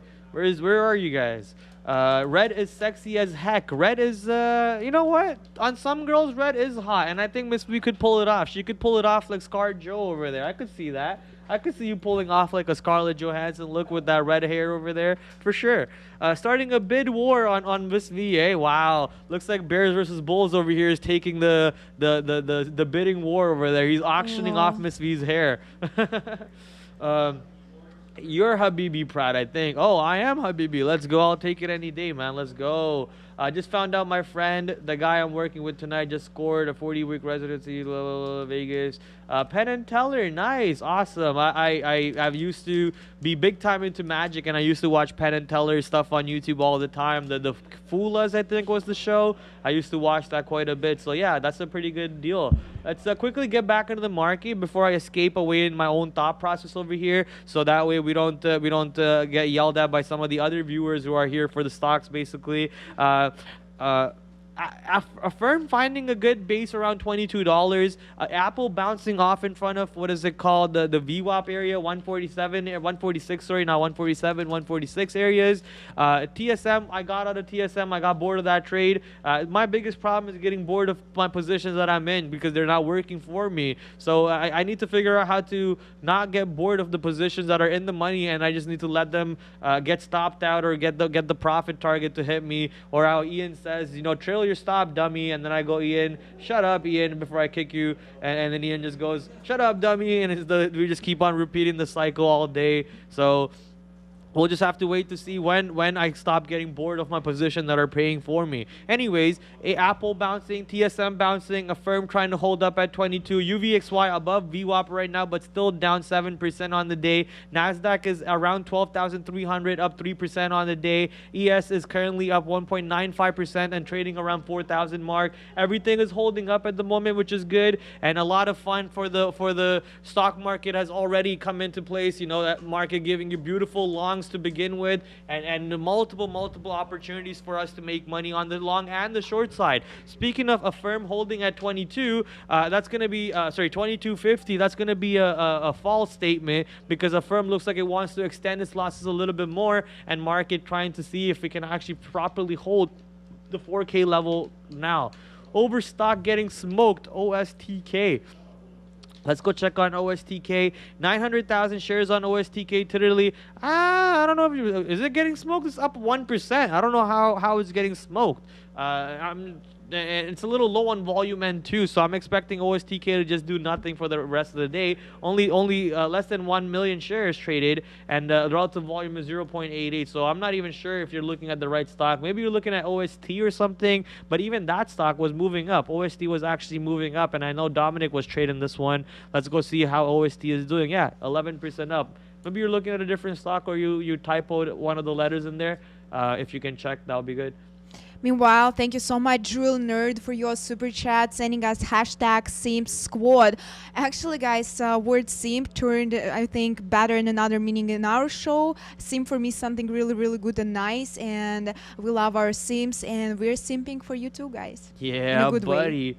Yeah, I actually liked how we converted that word into a good word, right? No negative impact, I guess. No negative. I mean, no, we don't enforce the negative impact, but yeah, the word has a little bit of a negative connotation to it, but it's always depending on the environment we use it in. UPST going up, saying evil E. UPST going up one more time. It's trying to bounce off the 50 period EMA near 3650. I see Veru waking up. Says our boy Dominic Familaro. Veru doing exactly what I said it should do. So I am very happy that it makes me look like an absolute genius, because I said 1250 finds the bottom, trades sideways, and then gets back above 13. But does it actually get back to 15 with some volume spike? Only 5 minutes left in the market. We have yet to see the volume spike coming in on Veru, but if the volume can start coming in now, going into 2 o'clock, going into the closing show, and so on, if the volume can come in, maybe we see the $15 being retested, at which point most likely getting rejected again at $15 and then coming back to VWAP or so. That is the overall idea. I'm just happy that it's doing exactly what I planned it to do. Congratulations on getting 1K likes again. Thank you, Bears and Bull, man. Half of it wouldn't be without you. Obviously, 998 likes are for Miss V.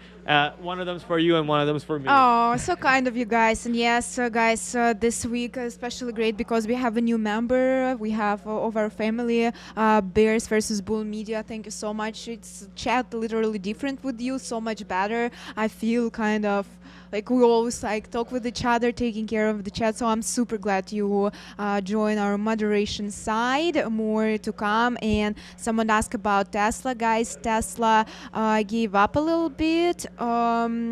So as you can see, we broke VWAP to the downside, but we have support level at 767. We're trying to break that. Let's see what will happen. But honestly, I would want to see Tesla going higher on the opposite. But it is what it is. Still 2 hours into day trading day. It was on both the far face. Yeah? Yeah. Nice. I love it. Crypto Hack, thank you so much for your super chat. Go Red Miss V. I am a man of my word. Crypto Hack. It was the one who accepted $500. I don't know, guys. Should I first accept money, then go red, or first go red and then wait for money? You're not participating? I am not involved in this deal. It's between you and your friend over there. What was your friend's name? Crypto Hack. So I just don't know if I will do it. Then people hate on me that I made red hair and markets went red, and it's because of my red hair. What I will do? Shave my hair then? That's a good question. Yeah. So I think we'll just say leave it blonde. Yeah. We like you blonde, just leave it blonde. Cool. But thank you for the super chat, Crypto Hack. Yeah, and I would do this, guys, anything for you. Within reasonable realms. I think red would be awesome on her, but obviously, what if it's not awesome? Then what? She's supposed to go bald for you guys now? She's supposed to go bald for her boyfriend and her dad and her mom and everybody? What if she goes bald and her dog doesn't recognize her? That's what I'm saying. Right? So there's other things she's got to deal with. She's got a life outside of the show, guys. My little papa will go on the streets because my boyfriend won't like my red hair or bald hair. So what? Where will I go? Yeah, exactly. I have a puppy. Oh, you know what we could do? You could get a red wig to try it out. That's a great idea, but I have a green wig. You do have a green wig. The Halloween wig she wore. All right. Go red and cosplay as Black Widow. That's what I said. I could see her being Black Widow from Scarlett Johansson. I'm pretty sure I will look cool. Yeah, you would look like Scarlett Johansson. Let's go. Except for the height, maybe. I think she's a little bit taller than you, right? How tall is ScarJo? I've never met her. I've never met her either. She just looks a little bit taller in movies. I think it's those heels anyways. Those movies, the screens add height and weight and remove height or remove weight, whatever it is. Real quick, getting back in the stock market, only about 30 seconds left before we throw you off to those guys. S&P 500 broke 4K to the downside. NASDAQ trying to support itself at 12,300. VWAP not too far away from 12,300 right now on the NASDAQ market. And S&P 500 slightly below 4,000 by only 3 points. So still markets might be trying to go back to the lower day, but the point is the market is still on the green side. S&P 500 up 1.78% on the day, NASDAQ up 3% on the day. Let's see what happens going off into the closing show. I know I'm going to be having a lot of fun today, drinking, sports. The rest of the weekend we have tons of basketball to watch, and tomorrow with the Leafs go. Tonight also we have tons of basketball to watch. I have tons of bets going on, so hopefully those bets hit. Miss V, what are you doing this weekend? I don't really have plans, just relaxing, spending time with my puppy, maybe watch movie, that Doctor Strange. Yeah, weather is fantastic, so we'll try to spend as much time outside as possible. And guys, I wish you a great last 2 hours of this crazy trading week. Stay safe and profitable. Have a wonderful weekend in advance. You're the best. Love you. Yeah, guys, have a great weekend. See you Monday. Paka. Пока-пока. Hey guys, welcome to a pretty active Friday afternoon here as we head towards the close. What a day it's been. Still positive for the S&P 500, but back to the downside we come. Can we hold on to and save 4,000 before the end of the day, which would definitely be constructive back to the upside? But it's been